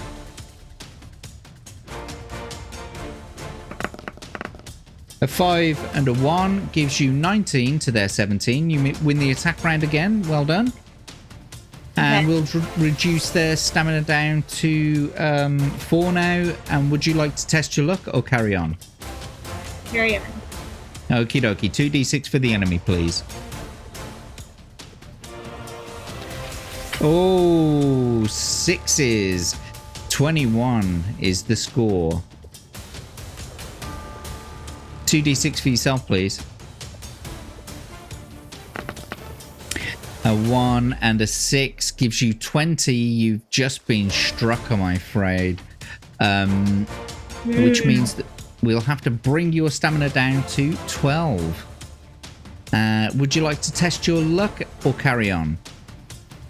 Chat, what do you think I should do? Continue with my luck or... Well, you can use one of your lifelines if you like and ask the audience, and I'll put a poll in the chat. Yeah. Okie dokie. That would be cool. We'll just stop the battle here a second. What's that? Okay, so let's start a poll in the chat. What should I do? Are you asking to test your luck? Yeah. Yeah, test. I've been doing it all night, and it doesn't work for me. Maybe there's Or one don't. time it actually would. But I've been doing well, though. I'm not like Paul or Smooth. Okay, so there is a poll in the chat. If you wouldn't mind answering test or don't, go for it now, boys and girls. I would appreciate it. I'm lost. I don't know. That's why you need your close people by you. Sorry, you know what I did? I switched it on as you was talking and it completely drowned you out. I'm sorry. You did that on purpose. I did not. I promise I did not. You don't want me to win. You want Arnie to win.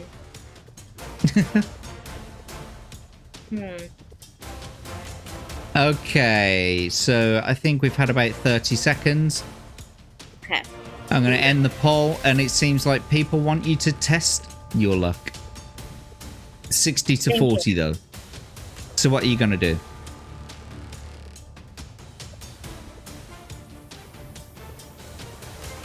I'm going to trust in the public opinion. Okay, test your luck. Look. Come on, guys.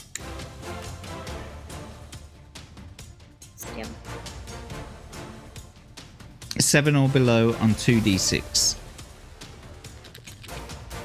Oh, you did it. Well done.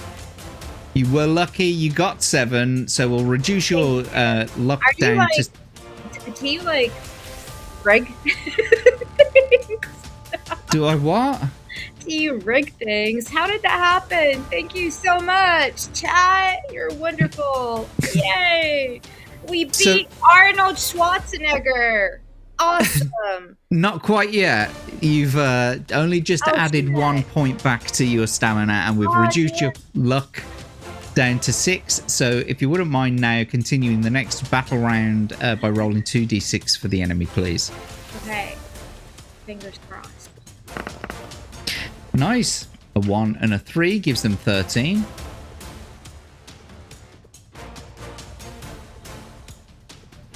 And 2d6 for yourself, please. Nice. A 5 and a 4 gives you 22. You win the attack round, and that's brought their stamina down to 2. If you test your luck right now and you're lucky, you'll destroy this enemy straight away. Otherwise, we can just try again in the next battle round and see how you do. Yeah, we're gonna obliterate him. Come on. Let's do it then. 2d6 for the enemy, please. Come on, everyone. A 6 and a 3 gives them 18. Okay, now, this is a precarious place to be. Okay. You know that... 2 for yourself. Yeah, Best of luck. Sonia, that one little, like, last thing that she... Yeah, okay. We're gonna do it. 1, 2, 3. Breathe in. Slash. God damn it! A 5 and a 2 gives you 20, which means you won the attack round, and you've done it. You've beaten back the enemy. I never thought I could do it. Thank you. It's all because of chat. Thank you. It is, kind of. Don't let them take all the credit. They'll get a big head. No, they gave me confidence. Thank you. Well, congratulations. You won the battle. You have that potion that you had has worn off now. So basically, your skill score has gone back down to 12. And yeah, that's the end of that, basically. Nice. But congratulations. You did it. You beat back the barbarian. Red Sonja has won. You are victorious. Nice. Thank you. Nice. Yeah. That is the last time you are going to do anybody a favor for some time. Returning to the path, you head north again. Gradually, the grass around you becomes shorter, and as the ground gently starts to rise. Ahead, you hear the sound of flowing water. Soon you reach the bank of a slow-flowing river. The river is very shallow, and stepping stones across it to the far bank where the path continues north into the distance. Will you cross the river by the stepping stones or wade through the shallow water to across the river? No, through the shallow water. You're going to go through the shallow water, yeah? Yeah, let the piranhas attack me. It's gonna be fun. How do you know that there's piranhas in there? You could be absolutely fine. Like monster catfish, or I don't know. I'm looking for adventure. I'm not here to like tiptoe and stepping stones. Like, what's gonna attack me when I'm like on stepping stones? What, the stepping stone is gonna like open up and be like, "Ooh, mouth opens, you drop down"? No. I think I clicked on the wrong. Give me a second. Wrong one. It's all about adventure. It's not fun anyway, if you don't do it that way. But yes.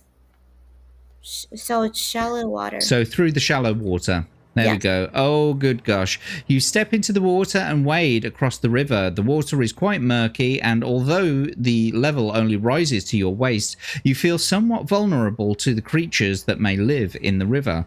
Suddenly, your fears are realized. You feel sharp teeth sinking into your thigh. You reach down into the water and feel the long, thin body of a blood eel extending from your leg. You draw your sword and start to stab at the water. If you win, turn to 3-1-3. So we got another battle coming up.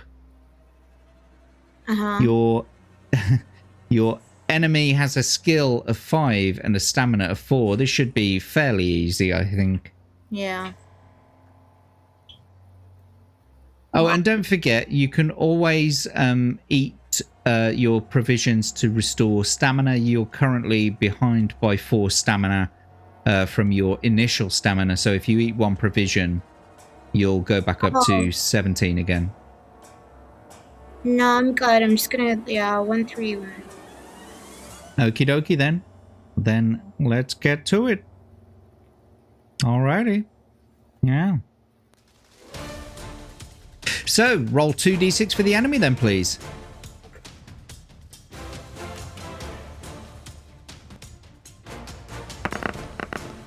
Okay, a 1 and a 3 starts the battle off, giving them a 9. And if you could roll 2d6 for yourself, please. A 1 and a 3 gives you 16, which means you win the attack round. It should be a fairly quick battle if you're rolling like that. That brings them down to 2. Would you like to test your luck or carry on? Carry on. Okie dokie, 2d6 for the enemy, please. Nice. Oh, sorry. No, it isn't nice because that gives them 2 6s. Nice. I thought it was for yourself for a second, which gives them a fairly high score of 17. But let's see what you can do for yourself now. 2d6, please. I'm not going to match that. No way. Yeah. A 1 and a 6 gives you 19, which means that you've won the attack round, you've won the battle, and that's it. See? Nice and easy. Fish pond. That's what I'm going to call it on the map. Awesome. Thank you. Well, you did it. Congratulations again. We'll continue on to 1-3-1. You drag yourself out of the water on the far bank of the river. You see that the path continues north into the hills, but it is getting dark, and you decide to make camp for the night under a large solitary tree to the right of the path. You build a large fire and settle down to sleep with your sword by your side. Turn to 3-2-5. You've been asleep for about an hour when the soft noise of fluttering wings wakes you up. You sit up and grab your sword, and in the light of the full moon, you see 3 large shapes flying towards you. They look like large bats, but they soon swoop in close and you can see the unmistakable fangs of vampire bats. If you possess any garlic buds, turn to 268. You do possess the garlic buds, so I guess we'll go there. You reach quickly into your backpack and pull out the garlic buds. The vampire bats close in on you and veer away at the last second, screeching loudly. They hover above you, eager to drink your blood, but the garlic keeps them at bay. Eventually... What did you say? I said, haha. Yeah. Fuck you, bats. Eventually, they set off in search of some other prey. Leaving the garlic by your side, you settle down to sleep again. In the morning, you collect your belongings and head north. But that doesn't make sense. And head north the path. Okay, whatever. Anyway, I'm going to now take garlic buds off your inventory because you've used them now. And so that's that done. Okay. The ground is quite steep as the path wends its way into the hills. By the time you reach the top, the sun is quite hot. All around in the distance you see the green circle of Darkwood Forest. Mist still hangs in the tall grass behind you, but ahead you see a valley floor bathed in sunlight. All is quiet. As you start down the far side of the hill, you see a junction in the path. You may either go north or head west along the new branch.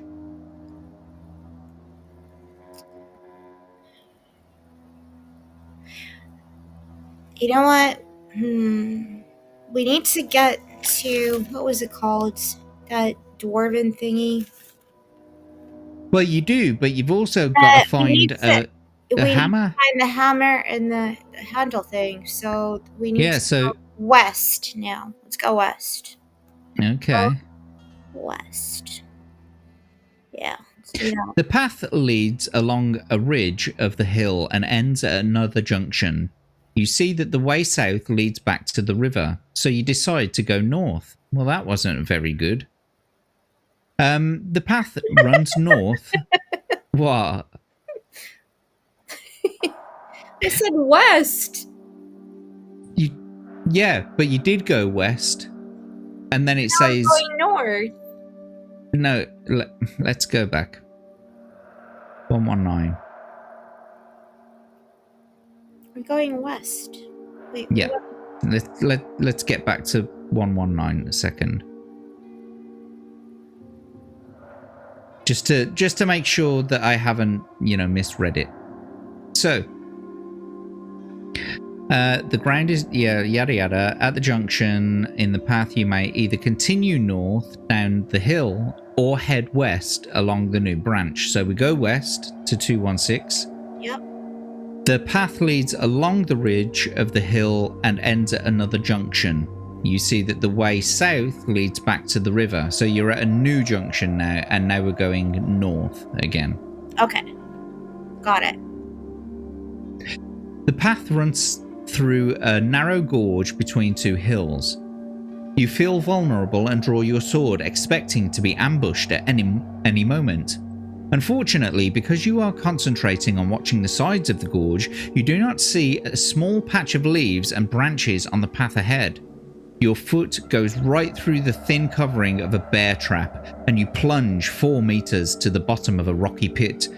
To add to your misfortune, a wooden stake with a sharp tip points out of the center of the pit. Test your luck.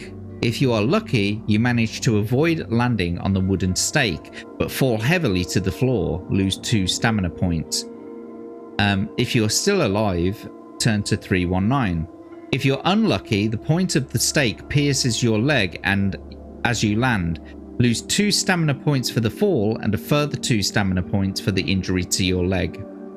So you're on currently, I think a luck of 6. So you have to test your luck, and you've got to get 6 or below on 2d6, please. Okay.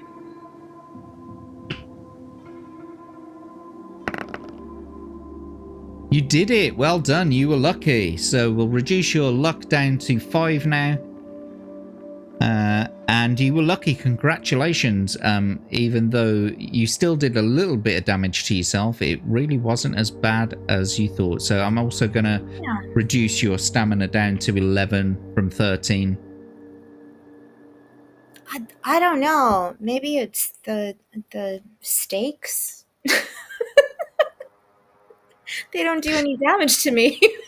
The stakes are high. Yeah. That's awesome. So you were lucky. 319. Do you possess the boots of leaping? I think you do, don't you? I do. I wanted to get those boots, like, initially. Yes. Blow me down. There you go. You do. So 228. The pit is circular but with smooth sides, and you are weak from the fall. You reach into your backpack and pull out the brown leather boots. They are very light on your feet. You crouch down, and in one mighty leap you are out of the pit. You dust yourself off and continue your walk north down the gorge. Yay! Well done. I'll just remove those boots of leaping from your inventory as well. Oh, I wish I had those in real life. I know, right? Leapers creepers. I liked your play on words earlier as well, Atom, when she was battling the bats, the bat chattel, because of my show Chat Battle. Have you seen that yet, Anna? Mm-hmm. You ought to get involved sometime. Come up and see me sometime. Anyway. Sorry, I'm too immersed. I need to concentrate on surviving this. Okay. So continuing down. Yes. Please go ahead. Sorry. Continuing down the gorge, you see the handle of a sword sticking out from a large rock by the side of the path. If you wish to try to pull the sword free from the rock, turn to 182. If you wish to continue walking down the gorge, turn to 334. Rika's telling me to eat a provision. You are at 11 currently, so by eating a provision it will take you up to 15. But is that considered like a hint? Like an ask the... Not really, no. Okay, can we do it then, please? You want to eat a provision? Okay then, so I'll just bring your adventure sheet up there. So you're currently at a stamina of 11. We'll take one provision away. You've got 9 provisions left, and we'll bring your stamina back up to 15. Would you like to take any more provisions? No. But if we do, it means that you'll be, substituting to... No, but that's actually making me hungry in real life. I need to get a provision real quick. Sorry, one sec. On chat. Well, I'll take a look through the chat as you're going and doing that. Apes are built different too. Indeed, they sure are. This is from quite a while back. Ape has unalived ape. Ape has unalived ape. Indeed. Kernan, you say? Let's get a little bit further on. Oh no. My head is big enough as it is. Indeed. It's a little fishy. It was a little fishy. Yeah. Oh, yeah. Uh-huh. Yeah. Back to it, I guess. Sorry. Eel pie all round. I actually got garlic provision, so... Nice. Wow. Is that like pickled garlic or... Yeah. Like... Nice. You must be fun to kiss. Bat chattel indeed. The bats are sparkly. Robert Pattinson must be near. Eat the cat. Eat the cat. Eat the garlic. Eat the garlic.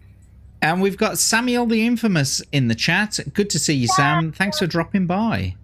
Yeah. And thanks for dropping a like. Thank you, Sam. And Atom and in both were trying to get you to eat. I think that's what that meant to say. Mm-hmm. And we got a wild Natty McBatty in the chat as well. Hello. Good to see you, Natty. Thanks for joining us. And Abe saying Anna must be tasty. Oh, yeah. Definitely. Stinking of garlic right now. But, so what are we doing? Continuing down the gorge. Yeah, so you've got the choice to either try to pull the sword from the rock or continue down the gorge. Nah, I'm not King Arthur, so I'm going to continue down the gorge. Very well, very well. Between the hills, you see that the flat green valley floor stretching ahead and beyond a sinister wall of trees, Darkwood Forest. On the other side of the trees lies Stonebridge, your journey's end. Arriving on the valley floor, the path ends at a junction. If you want to head west, turn to 113. If you wish to head east, turn to 51.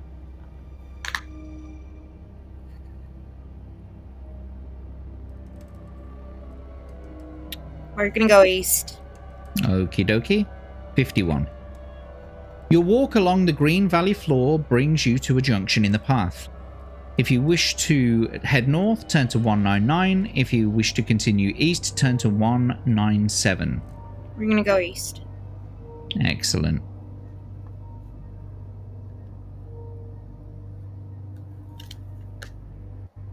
Okay, you continue your walk along the valley floor, passing a junction in the path which leads south to the hills.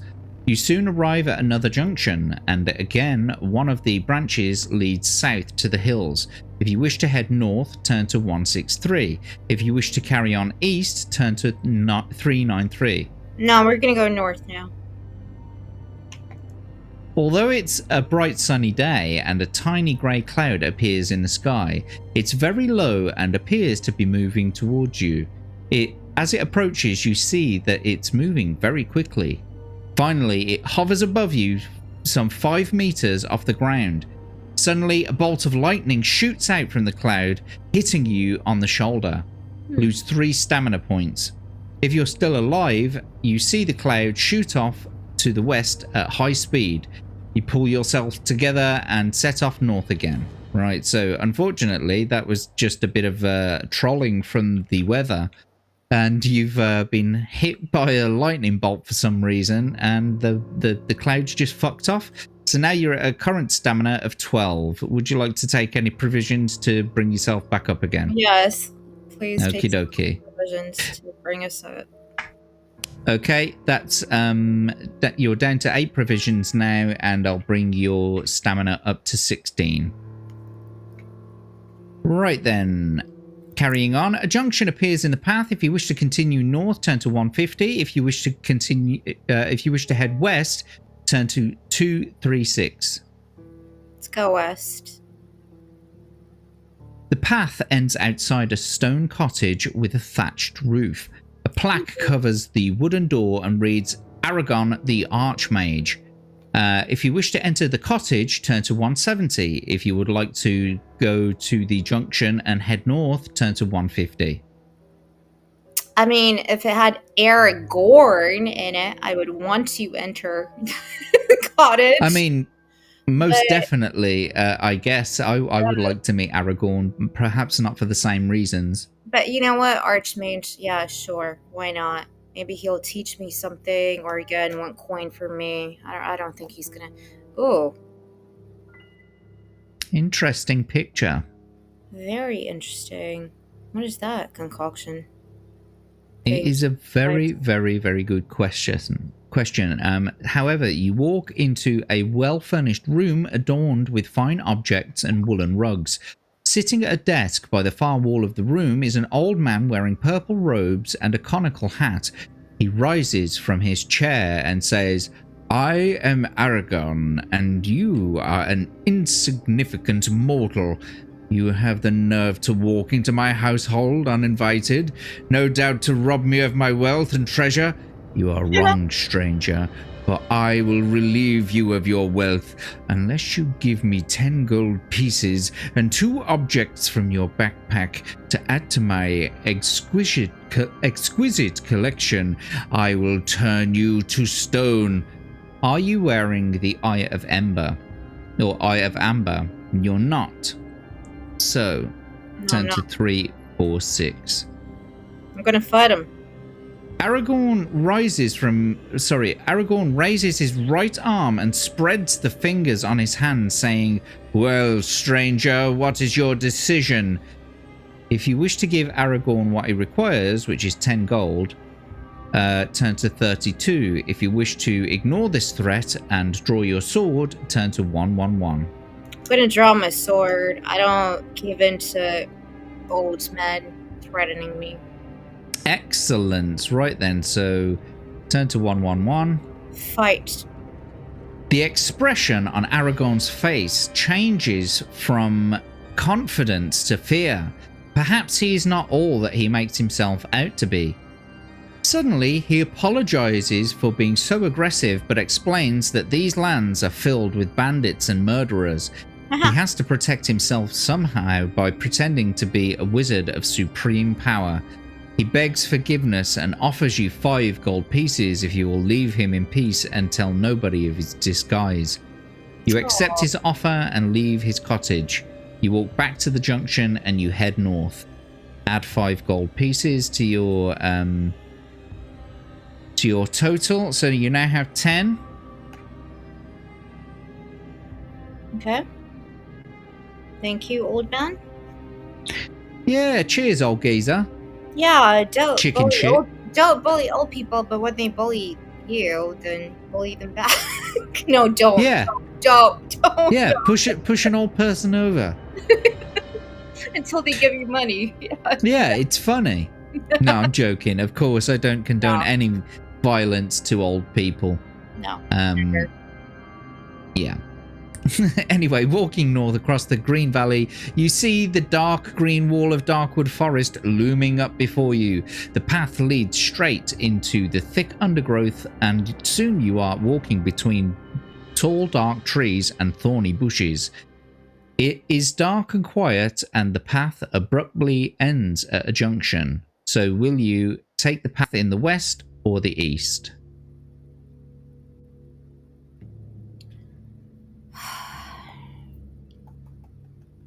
Okay. And don't forget, you still have a... Yeah, how many thingies, like, can I ask people for their advice? Can I ask a friend? Right, yeah, so right now you've got phone a friend and you've still got backtrack as well. So your lifelines are phone a friend and backtrack. If you wish to, you can ask any one person in the audience what they would do, east or west. Okay, I'm gonna ask... I don't want to ask Abe, though, because he's always gonna try and derail me. No offense, Abe. Who am I gonna ask now?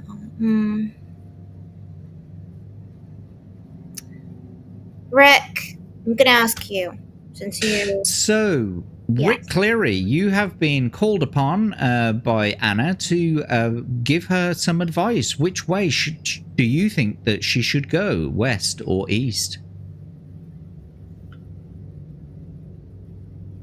And we'll just take a quick look at the chat whilst Rick is deciding there. Thank you. I know. Oh, yes, of course. Rick Cleary saying, yay, future mom of 5. Natty McBatty. Yes, it came out today on Tomby's 2T's podcast that Natty McBatty is expecting child number 5. So Yay! Well done. Congratulations. Congrats. Wonderful news. Adam Gray's also thanking Natty McBatty for stopping by on the LA Noir streams. If you don't know, Atom Gray does LA Noir streams on a what night is it? It was 2 nights ago, weren't it? It's on a Monday night. There you go. So it's after Chat Battle. So go and check that out. LA Noir is one of my favorite games. It's fantastic. It has such a interesting history if you're into game developing and how the game was actually made. And it's a Rockstar game, but by an Australian studio, by somebody called McNamara. And like there was so much drama. Somebody needs to make a documentary about it. But fantastic game. Well, I mean, hopefully someone will. Rick is saying go west. He's advising that you go west. So would you like to continue west or would you like to go east? I will appreciate Rick's opinion. Let's go west. Excellent. Here we go then. As you walk west along the twisting path, you pass another branch leading south to the valley. You ignore it and press west. Eventually, the path ends at a junction. Again, ignoring the way to the south to the valley, you turn north, so 306. Amidst the trees to the left of the path, you see a small stone building covered in ivy and moss. If you wish to examine the building, turn to 391. If you wish to carry on north along the path, turn to 112. I think everybody knows what I'm going to do. I'm going to go into the building.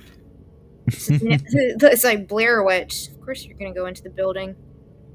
And why not? That's a pretty good choice, I think. So here we go. The building measures only 3 meters by 3 meters and has no windows. The door is made of stone and looks very solid. There is no handle and there does not appear to be that there is another way of entering the building. Then you notice a tiny keyhole in the stone door. Do you possess a silver key? If you don't, if you do, turn to 200. If you don't, turn to 379. You don't, so we'll have to turn there. Yeah. You may either try to charge the door down or return to the path and head north. To charge the door, do we need stamina? I don't necessarily know about needing stamina. I think you may need either skill or luck. Okay. Can we get, do I have any provisions for luck left? Well, you have 8 provisions which affect your stamina. You're currently at a stamina of 16 out of 17. You also have £9 in real money, which, out of the monetization options, could buy you for £3 a potion of choice. But you have to roll 6 for it to be a luck potion. No, I'm not going to do that. You know what? Let's try and break the door down. Okie dokie. We'll see what happens. We'll see what happens, right? You're going to charge the door, turn to 73. Door. You step back and then charge at the door. Roll 2 dice. If the number rolled is equal to less than both your luck and skill scores, which it will definitely be less than your skill score, the door flies open. Okay. If the number rolled is greater than either your luck or skill score, you bounce off the door and rub your bruised shoulder. So essentially, you're rolling for luck. But I'm not with this roll. I'm not going to deduct any luck from your score because it's not that type. So realistically, you need to get 5 or below on 2d6. If you could roll for that, please.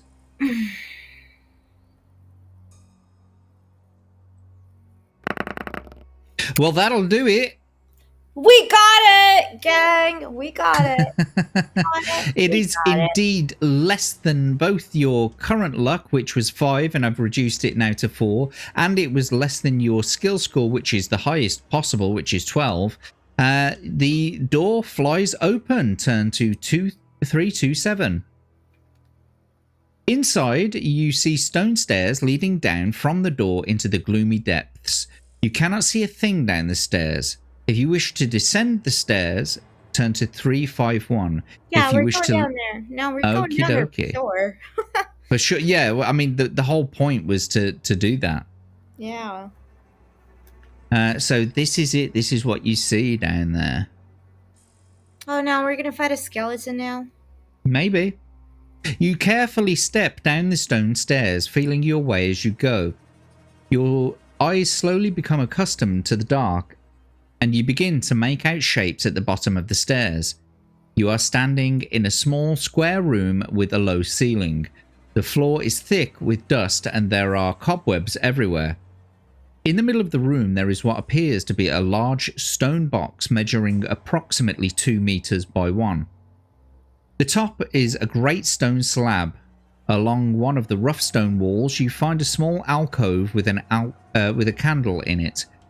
You may either light the candle or walk back up the stairs. Now we're gonna light it because the ghost is gonna appear and it's gonna say save my soul or some shit. Yeah, let's do it. The light from the candle casts eerie shadows around the room. In the yellow light you see that the face of an old man carved into the stone slab atop the box. Then you notice the leg of a skeleton protruding from the shadows in the far corner of the room. You walk over to the skeleton to inspect it. The skeleton is small and the skull has sharp protruding teeth. It could be the skeleton of a goblin or an orc. You walk over to the stone box. The slab on the top looks as if it could be moved. If you wish to try to lift the stone slab, turn to 95. If you want to ignore it, turn to 112. We're gonna lift it. Okay, turning to 95. You try with all of your might to move the stone slab, but it will not budge. Do you have any dust of levitation? If you do, turn to 173. If you do not, turn to 168. Unfortunately, you don't, so we'll turn to 168. Didn't we? No, Oh, unfortunately not. No, we didn't. Oh, okay. Never mind. So fight it then. And unfortunately, there is nothing more that you can do in this room beside walk back up the stairs and return to the path. And I'm afraid that I can tell you right now that that was a very crucial point in this journey. Oh, thank you. So basically I die. Thank you, Jack. Not quite yet. The path presses on northwards through the dense trees. Then it takes a sudden turn to the right and heads out. The path is so overgrown in places that you have to use your sword to cut through it. Your walk east is long and tiring, and at last you reach a junction in the path. Looking at Big Leg's map, you decide to head north again in the direction of Stonebridge and ignore the narrow path continuing east. The path opens out into a small clearing to your right you see a pile of branches, grass, pieces of rag, the lair of some large creature. Amongst the debris and old bones scattered about, you catch sight of something glittering. If you want to look more closely, turn to 57. If you wish to hurry along north, turn to 360. No, I'm 57, obviously. Oh, good gosh, what is this? Oh, I wonder what that is. A wyvern. Yeah, perhaps it is. You walk over to investigate the lair, but suddenly you are aware of a dark shadow being cast all about you. You hear loud noise roar above you, and you look up to see a dragon-like creature with legs and green scaly skin flying down to its lair. A bolt of fire shoots from its mouth towards you. Test your luck. If you're lucky, the firebolt misses you and explodes by your feet. If you are unlucky, the bolt slams into your back, knocking you to the ground. So could you roll 2d6, please? And you've got to get 4 or below.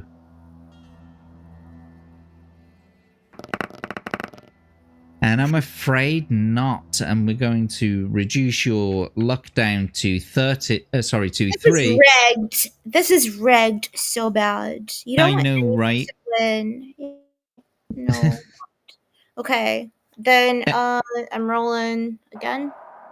Well, you can buy a re-roll if you want to. Yeah, I'm gonna do that. Okay, so I'm going to take £5 away from your pot. You now have £4 left in your adventurer's pot. Let's bring your adventure sheet back up. I'm going to give you 1 luck back. thank you. And you can re-roll your luck. All right. 4 or below on 2d6. Okay. There's energy. Spirits of the woods. Why did I pick this journey? Okay, no. Gotta do it. 1, 2, 3. Roll. God And it is indeed lower than 4. Congratulations. Thank you. You needed that. Well, let's take away that. Very good going. You were lucky. The bolt misses, explodes by your feet. The creature landed in front of you is a wyvern. It looks at you and opens its large mouth to let out another burning roar. It's 10 meters long and its thick scales look hard to penetrate with your sword. Do you possess a flute? You don't, so we'll have to turn to 167. Why would... But I'm thinking of Geralt in The Witcher. Why would I need... How am I going to fight a wyvern with a flute? But if I think you can put it to sleep. Dandelion, like puts his head off. But oh my god, no. This is not cool. I don't like this. No flutes. The wyvern's long tail swishes from side to side and smoke curls up from its nostrils. You draw your sword and prepare to fight this fearsome monster. It has a skill of 10 and a stamina of 11. So, without further ado, I think we should bring up your adventure sheet and let's start this battle. And by doing that, we will roll 2d6 for the enemy, please. And let's start this battle. Oh, that's not looking good. That's a bad start to the battle, I think. A 6 and a 4 gives them 20. And then if you can roll 2d6 for yourself, please. A 2 and a 4 gives you 18 to their 20, which means you lose the attack round and we will bring your stamina down to 14. Would you like to test your luck? Or try again. You've got 3 luck. You've got to get 3 or below to be lucky.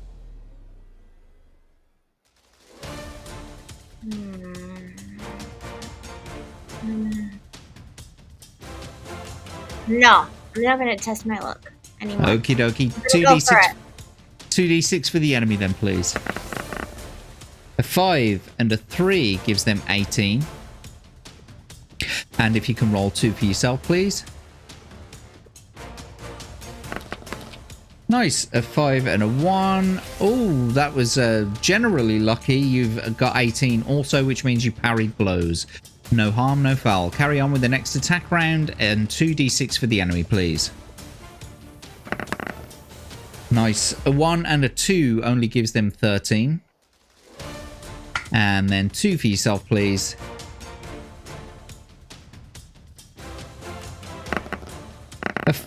Oh. I'm going to take the first one, a 5 and a 3, which is 20, which means you win the attack round. Well done. We'll bring their stamina down to 9. Would you like to test your luck or carry on? No, we're going to carry on, right, chat? We're going to carry on. 2d6 for the enemy then, please. No more luck for me. I'm just going to...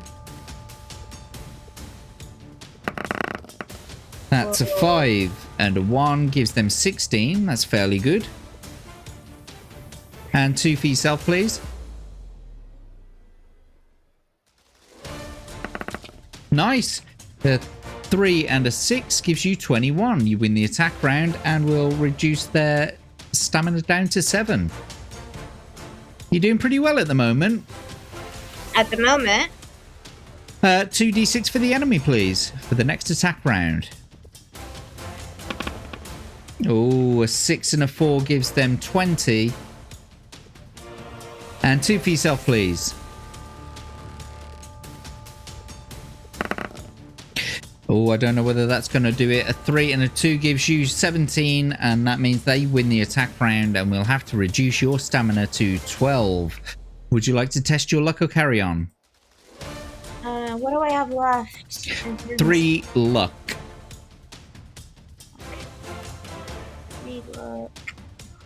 Can I take anything? No, I can't. Okay. Yeah, let's do luck. You know what? Let's do it. Let's do it. Okay, best of luck. If you are lucky, we'll add a stamina back. If you're unlucky, I'll have to take another stamina point away. Okay. It's 3 or below on 2d6. Alright. Let's do it. I'm afraid not. And you're back down to your lowest possible level to ever be lucky with a luck score of 2. And I'm afraid we're also going to have to take another 1 away from your stamina. So you're now at 11. On with the next attack round. Can you please roll 2d6 for the enemy?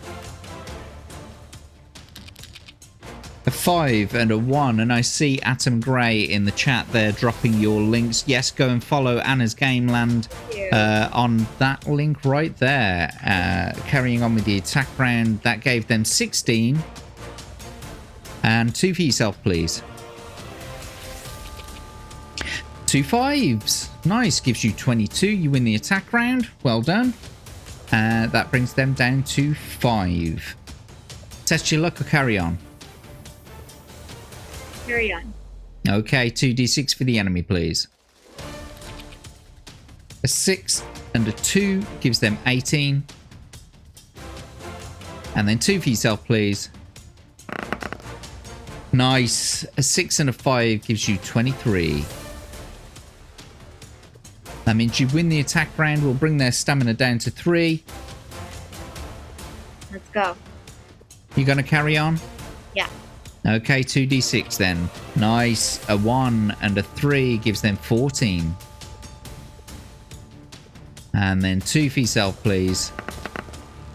A 1 and a 4 gives you 17. Congratulations, you win the attack round again. And that's brought them down to 1, basically. So they've got 1 point left.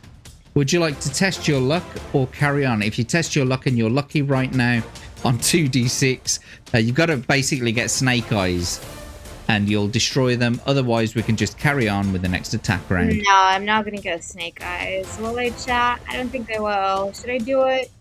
I don't think so. I don't know. I've been lucky enough tonight and unlucky. Let's just continue fighting, right? Okie dokie. 2d6 for the enemy then, please.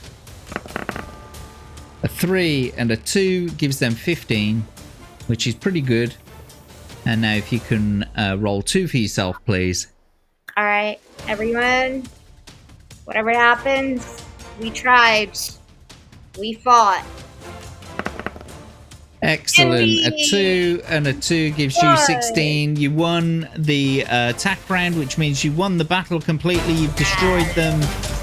Congratulations. You done it. Awesome sauce. Nice. Nice. Thank you. If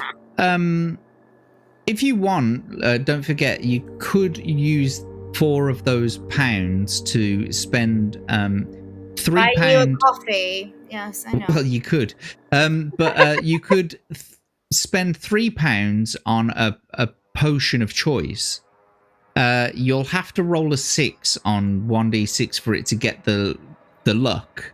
But if you are lucky with that dice roll, then you'll get to choose luck, and you'll get to fill up your luck again, and you'll be at an initial luck of 9. If you want to, though, that is. You don't have to. Sorry. Oh, Abe was being sentimental. Was he? About what? It's because I'm winning. What's he saying? Folks, if you didn't already know, Anna is an amazing musician and a great woman. It's a privilege to stream with her. Oh, gay! But Anna is saying thank you, Abe. Thank you. She so is much. fantastic. Thank you. Yeah. I wouldn't have chosen a better internet daughter. Yeah, and actually, when we play games, I actually do eat the garlic. Eat the garlic. Eat the garlic. Eat the garlic. Eat the garlic. Exactly. So. You're being asked by Rick, what instruments do you play? I'm really bad at drums. I don't like drums, even though I have really good rhythm because I'm a bassist. But guitar, drum, Based. yeah, percussion. But no, drums for me is like, no, stay away from that. I'm not gonna, can't do it. Do you play the guitar? How do you think people start getting into bass guitar? No, but I mean, like the regular six. Like actual, like acoustic, like yeah, I can Yeah, play it, but no, for me, it's not my thing. yeah. I can do it, but I'm a bass guitarist. I'm all about the rhythm. Mm-hmm. So, Interesting. Well, there you go. Oh, and Abe's sending the hugs. oh, He's being all heart on his sleeve, and he's a bastard to me. He's a real bastard to me. Anyway, you beat back the wyvern. vagabonds! I know you love garlic. I know you. Yes, he did say that. Yeah. Yeah. Anyway, you beat back the wyvern. Well done.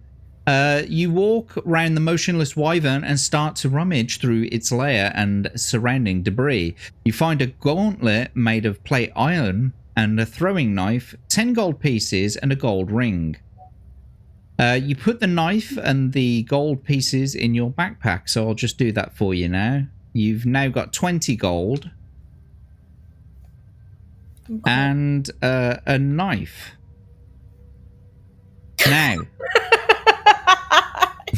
what's been said? I don't know. No, nothing. I just thought I've got 20 gold and a knife. Okay.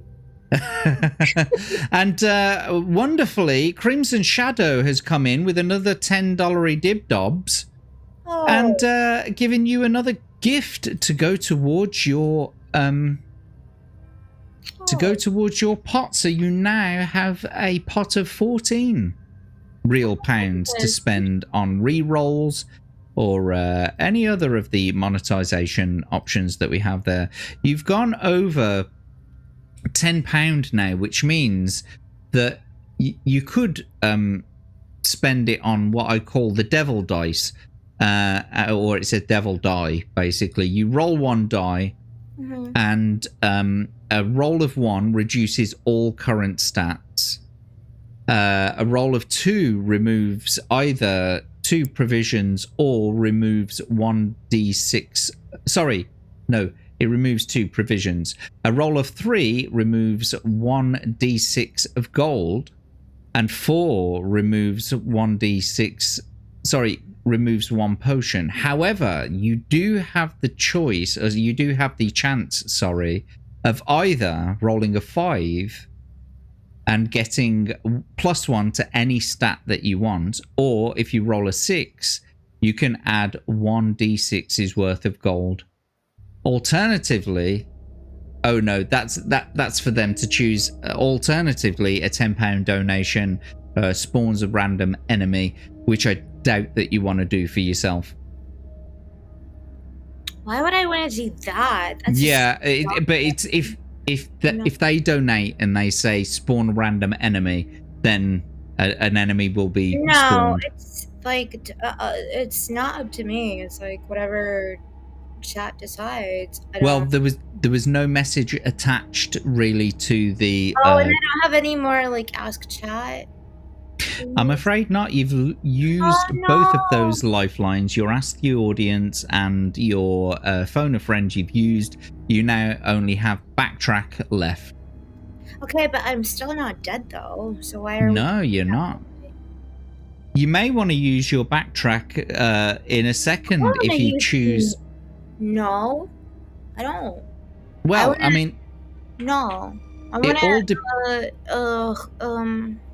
I'm not going to try the ring. Tolkien told us not to ever try the ring. What do I want? The gauntlet? Okay, yeah, Thanos. Leave the items. Yeah, I'm gonna. No, but then if I might not get. Ooh. No, I'm gonna go for the gauntlet. I want to be Thanos. Okie dokie, here we go then. So, you slip on the gauntlet onto your hand and take hold of your sword. Slicing the air with it, you feel more than usually skilled with your weapon. You now possess a gauntlet of weapon skill which will allow you to add 1 point to all future dice rolls when computing your own attack strength during combat, so long as you wear it. Note this on your equipment list, and if you wish to try on the gold ring, we can turn to 133, but if you would rather ignore the ring, we can go north again. So let me just add this onto your adventure sheet here quickly. You now have a current skill of 13 as long as you're wearing that gauntlet. There you go. +1. There we go. So you now have an extra current skill, roughly. Mm-hmm. There we go. So, getting back to the story, do you want to try on the gold ring, or would you like to continue north? No, I'm going to continue. I'm not stingy. Okay, here we go then. So 360. I don't need rings in all my fingers. I'm not,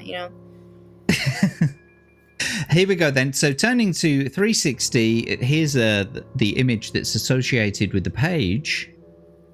You walking along the narrow path, you suddenly hear the sharp crack of a twig breaking and the whispering of low voices. You draw your sword and wait anxiously with your back to a large oak tree.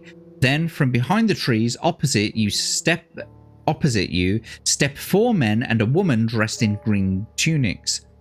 Each looks menacing and they stand with swords and axes in their hand.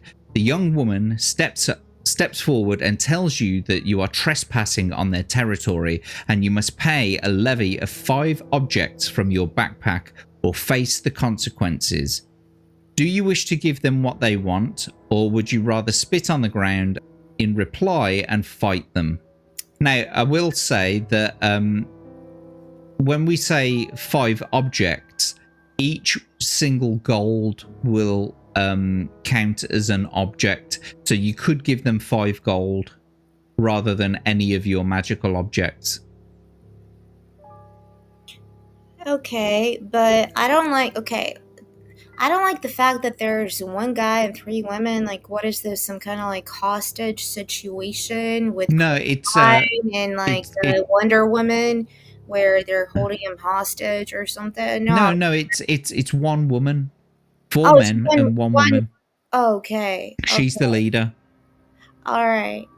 I'm gonna fight him. Let's see how good of a fighter they are. So you're gonna spit on the ground in reply and fight them, yeah? Yeah, that's what I'm gonna do. Okay. So the bandit woman steps forward with her sword raised, shouting, "Death to the intruder!" She is their leader and you must fight her.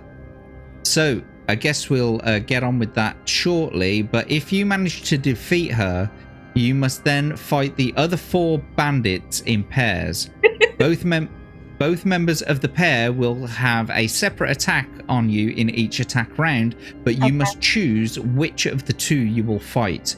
Attack your chosen bandit as in the normal battle. Against the other 2, you will throw for your attack strength in the normal way, but you will not wound if your attack strength is greater. It will just act as a parry.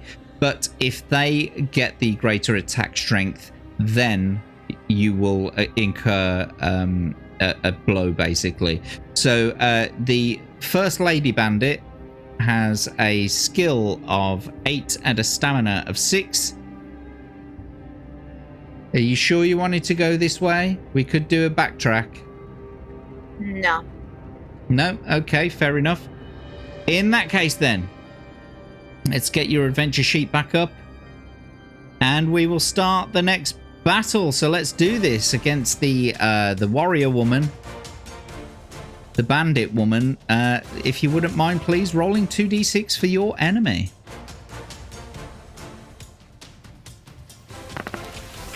A 3 and a 2 gives them 13. And if you could roll 2d6 for yourself, please. A 1 and a 3 gives you 17, which means you win the attack round. And we'll reduce their stamina to 4. Would you like to carry on? Yep. Okie dokie, 2d6 for your enemy, please. Snake Eyes. Good job. That gives them 10. And if you can roll for yourself, please. There we go. A 1 and a 6 gives you 20. You win the attack round and we'll bring their stamina down to 2. Excellent. Carry on. Is that a carry on or do you want to test your luck? Has your mic gone? No, that was a carry on. Sorry. Oh, I needed to take the thing down again. I'm so sorry. I was getting excited. I was like in the middle of like fighting. A 5 and a 4 anyway gives them 17. Mm-hmm. And 2d6 for yourself, please. A 1 and a 4 gives you 18. You've narrowly won the attack round, which means that you've beaten the bandit lady first. And so now we're on to your next set of bandits. Right, so you're going to have to fight the pairs one after the other. There's the first pair with Bandit A and Bandit B, and then there's the second pair with Bandit A and Bandit B. Now, the first pair, the first bandit has a skill of 7 and a stamina of 6. Mm-hmm. And the second bandit has a skill of 6 and a stamina of 4. Mm-hmm. Right, so you have to fight them as a pair, right, which means that you have to choose first which one you're going to aim to wound. Okay, so the logical choice would be to go for Bandit 2, but I'm going to go for Bandit 1. Okay, so if you can roll 2d6 for that enemy, then please. Okay, 5 and a 1 is the score. That gives them 13. And if you can roll 2 for yourself, please.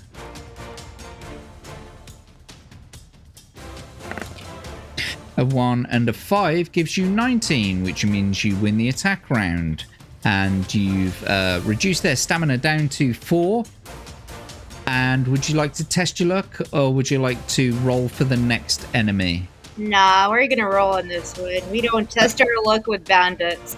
Okie dokie then. So 2d6 for the enemy. That's a 2 and a 4. That gives them 12. And 2 for yourself, please. Nice, a 6 and a 6. You definitely won that round. But as I said, it's just as though you've parried. So you can carry on with the next attack round. Now, would you like to choose Bandit A or Bandit B? Bandit B. Okie dokie then. Can you roll 2d6 for the enemy?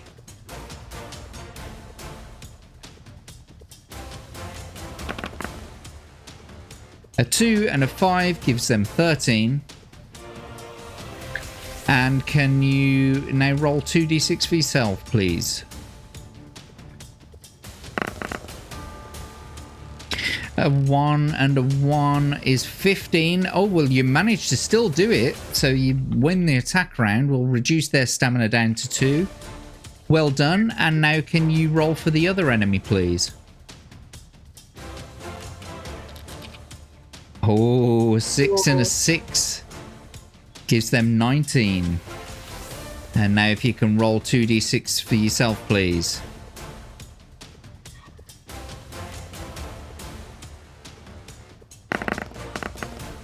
A 5 and a 3 gives you 21. You win the attack round, which means that you've won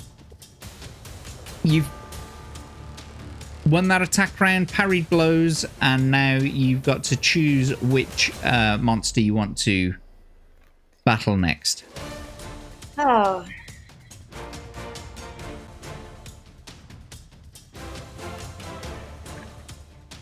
How do I choose? Well, quickly, because they're coming at you. All right. Well, I don't know. Whatever. A or B? A or B? The B. No, Okie A. dokie. No, B. Okay. B. Okay, then. Roll 2d6 for the enemy, please.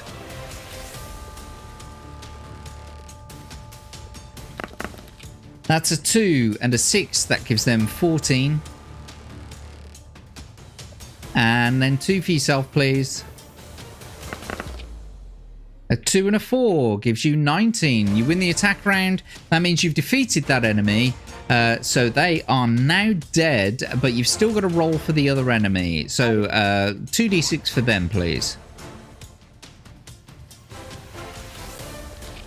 Snake Eyes, excellent work. That's a 9 for them. And 2 for yourself, please.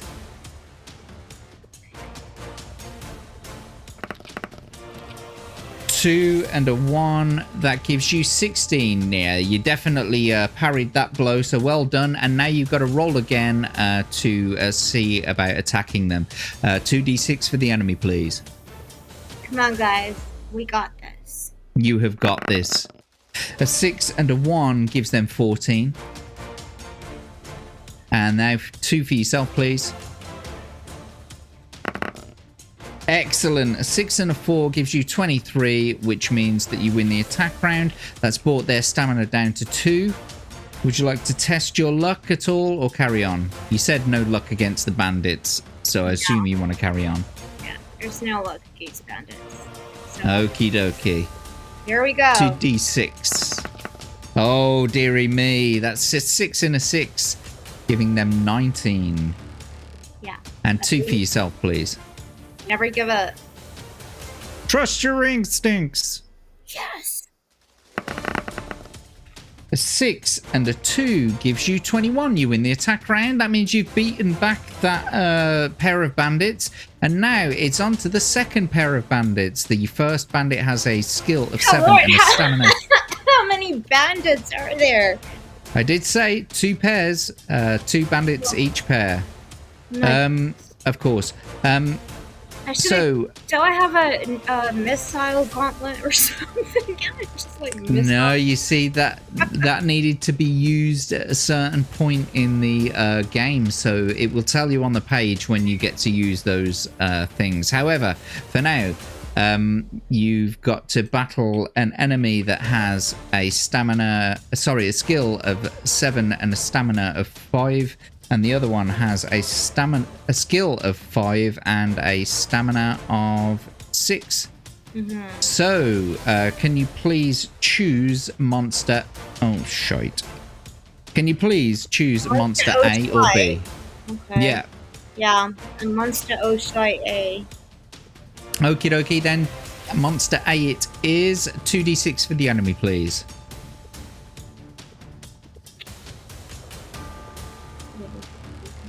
I'm here. Lots of encouragement in the chat for you there. Brilliant work. That's an excellent start to this battle. I'm going to just delete some of these scores there. So a 1 and a 1 gives them 9. And now if you can roll 2 for yourself, please. A 3 and a 2. It's got to beat that, hasn't it? And it does. That's 18 for you, which means that you win the attack round and we'll bring their stamina down to 3. Now you have to roll for the other enemy. So can you please roll 2d6?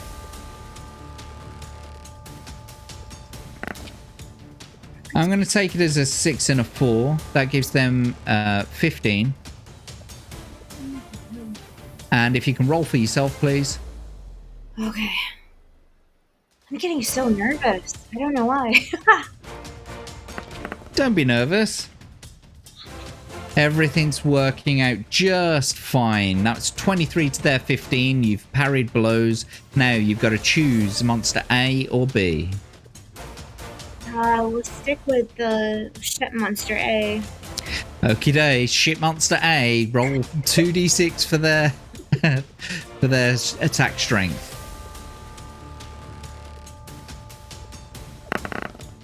Excellent. A 2 and a 5 gives them 14. And if you can roll 2 for yourself, please. Excellent. A 5 and a 4 gives you 22. You win the attack round, and we will bring their stamina down to 1. Now, if you can roll for the other enemy, please. 2d6. I'm like sweating here. This is really emotional.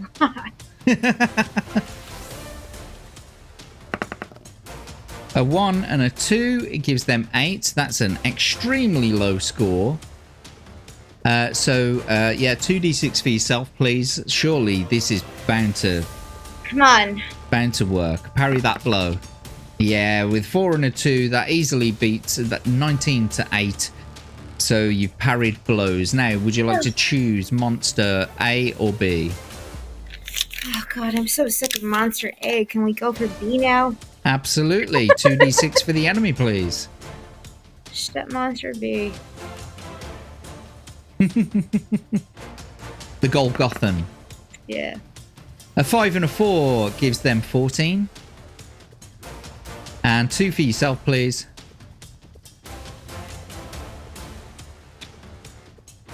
Why is it? Come on, do it. Do it.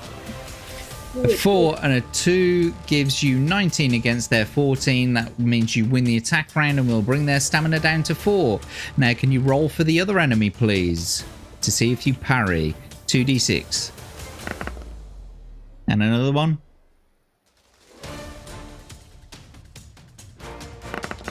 Okay, there we go. 3 and a 4. That gives them 14. And if you can roll 2d6 for yourself, please. A 6 and a 3 gives you 22 to their 14. You parried blows. Right then. Can you please roll... can you choose enemy A or enemy B? A. Okay, 2d6 for the enemy, please.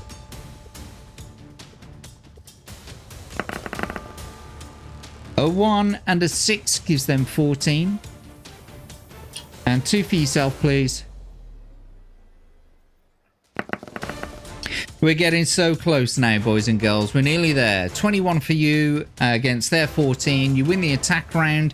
You've defeated Bandit A. We've still got a roll for Bandit B there. So could you roll 2d6 for the enemy? Bambi. Yeah, Bambi. Yeah. All right.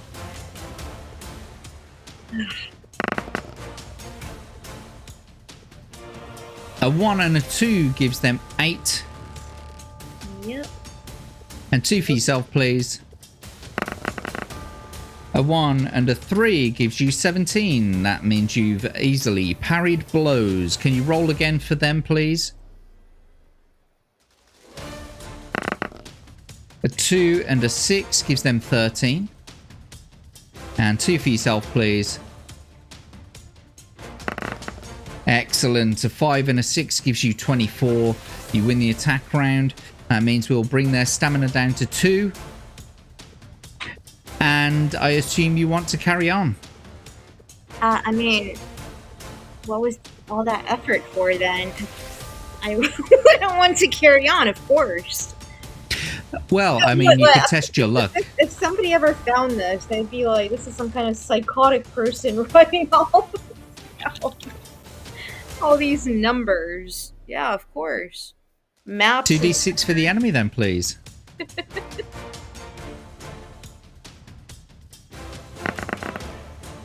A 5 and a 1 gives them 11.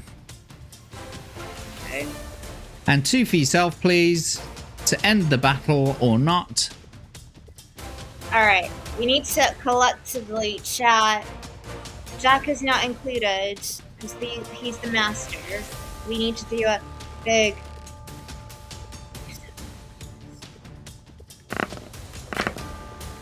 Why is it twice? I don't know, but the first roll was 6 and 6, which means it's 25 against 11. And that means that you have indeed won the battle against all of those bandits. Congratulations. Thank you. You did it. I did it. Well done. Well done. Fantastic work. That was a long slog. I did see someone in the chat ask how much Anna has left in her pot. She has currently 14 actual real dibdobs in her pot. So, yeah, she could use any of those monetization options that she wishes. If she so wishes. But for now, not right yet. Let's get into it a little bit more first. So you won, and a searching of their clothing and pouches reveals nothing of interest apart from 2 gold pieces which you put in your backpack. You set off north again along the path and soon notice the trees beginning to thin out on either side of the path. Eventually, the path leads out of the trees and into a ploughed field. You are out of Darkwood Forest. Turn to 204. Now, the path leads you through the field to a stone bridge over a clear stream. Beyond the bridge are the small cottages and wooden huts of the village. A sign on the bridge reads Stone Bridge, and you can cross the bridge to see 2 old dwarves with long white beards standing by a cottage. Do you have the hammerhead and handle with the letter G inscribed in them? If you do, turn to 400. However, you possess neither, and so we will have to turn to 381. Do we gotta go all the way back? You have failed in your quest to help the dwarves. Being unable to face Gillibrand, their king, you decide to head east and find a place to rest after your perilous adventure. Oh. Perhaps you may try again. If you do, you must walk around Darkwood Forest back to Yostromo's tower to purchase some more of his magical items. Turn to 98. On your long walk around Darkwood Forest, you are attacked by a large group of wild hillmen, probably the same group who attacked Big Leg himself and his party 2 days earlier. Now you have to test your luck. If you're lucky, you manage to run away from them without being hit by the rain of arrows which falls upon you. Turn back to 1. If you're unlucky, you slip and fall as you run, pierced by many arrows. Your adventure ends here. Now, before any of that happens, hang on. Before any of that happens, you have £14 in real money. Your £5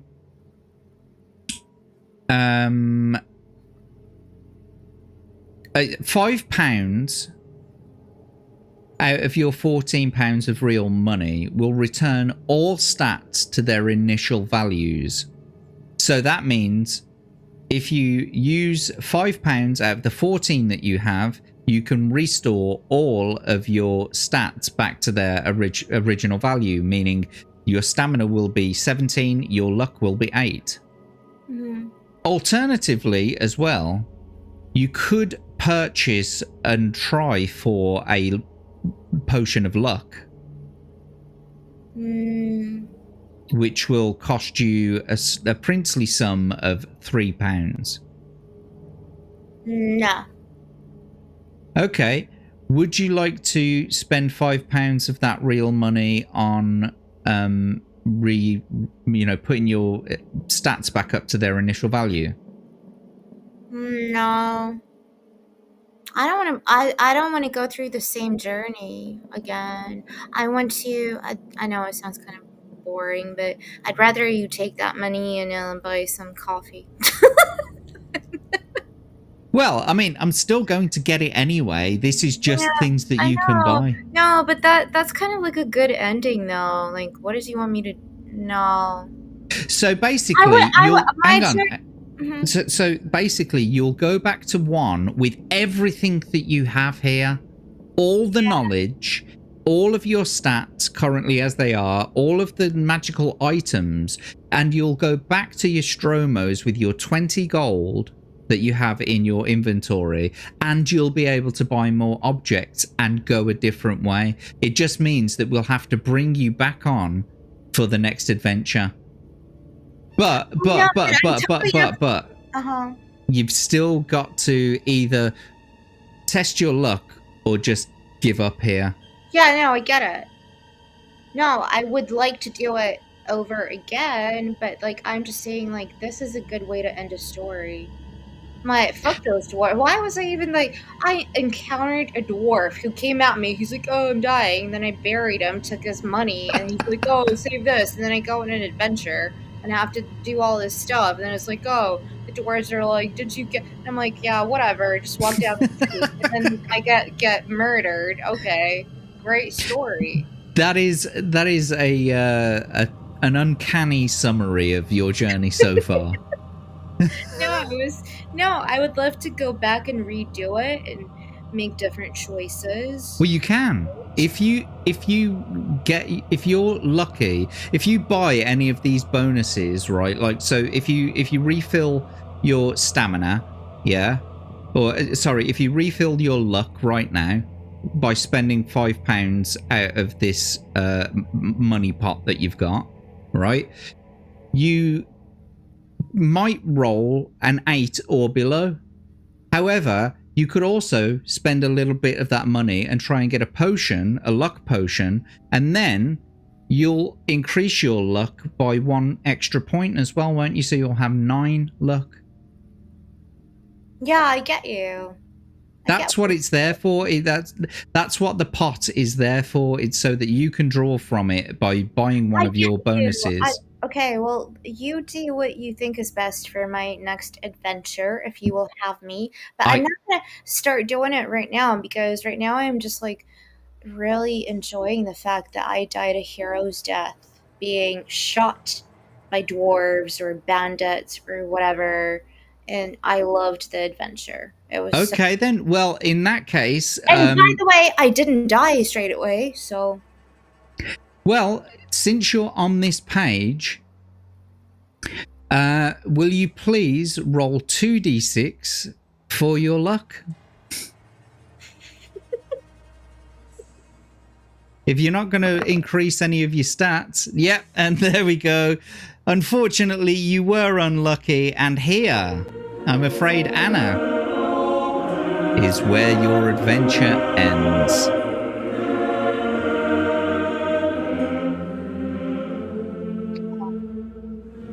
I know. It was a good adventure.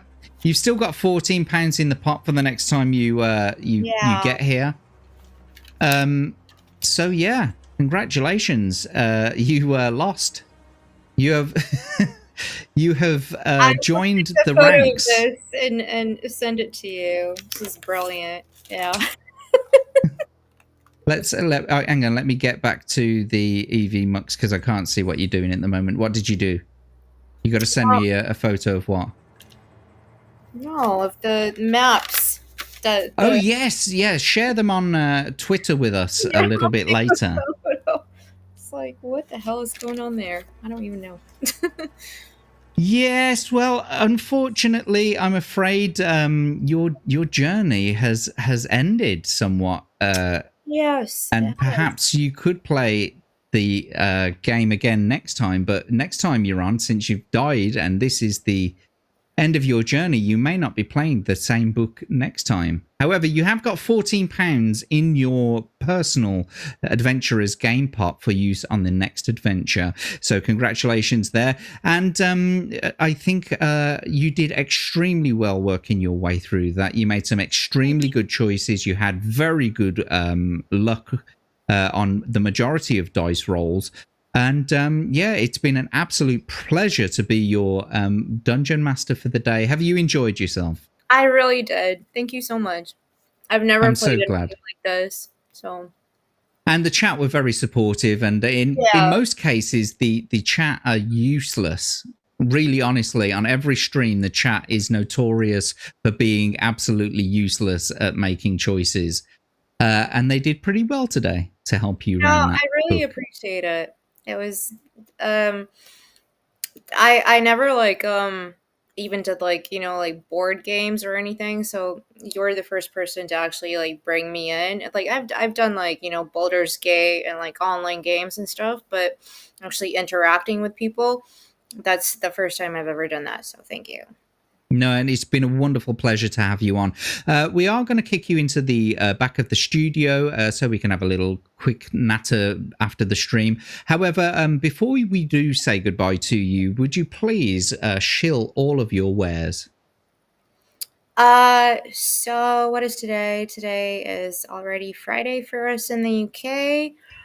Later on today at 11 p.m., still British summertime, right?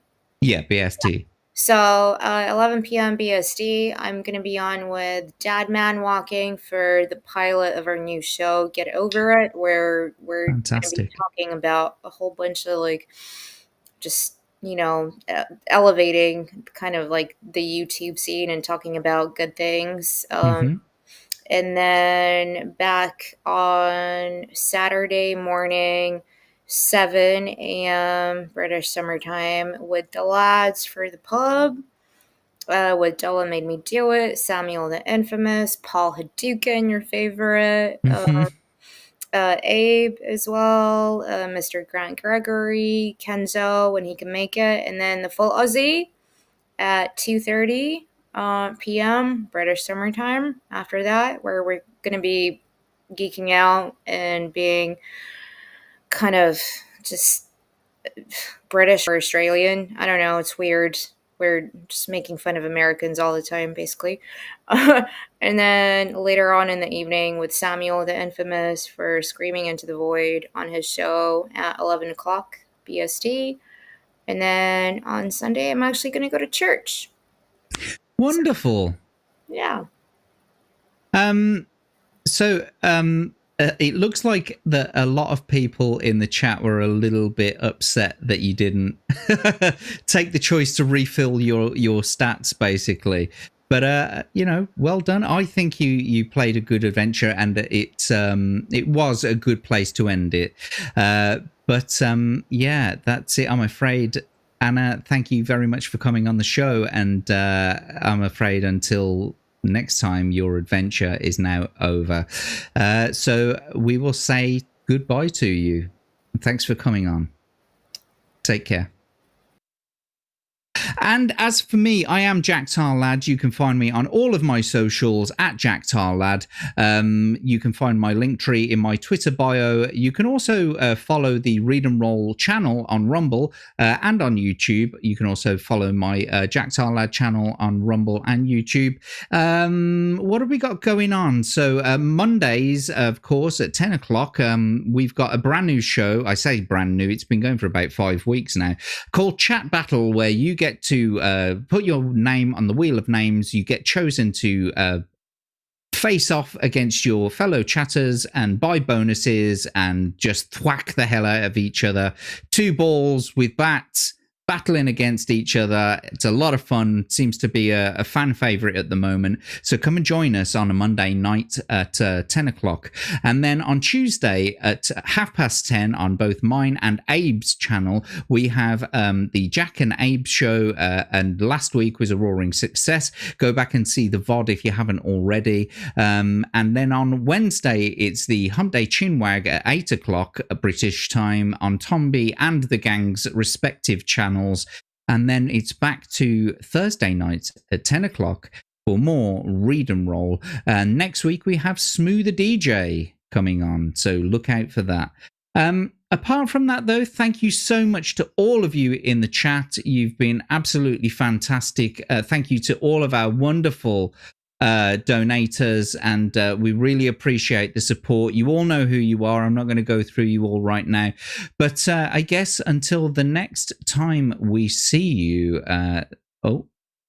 let's remove that there. Yeah, remove that from there. That wasn't supposed to be there. And until the next time we see you, boys and girls, thank you so much, and take care. We'll see you soon.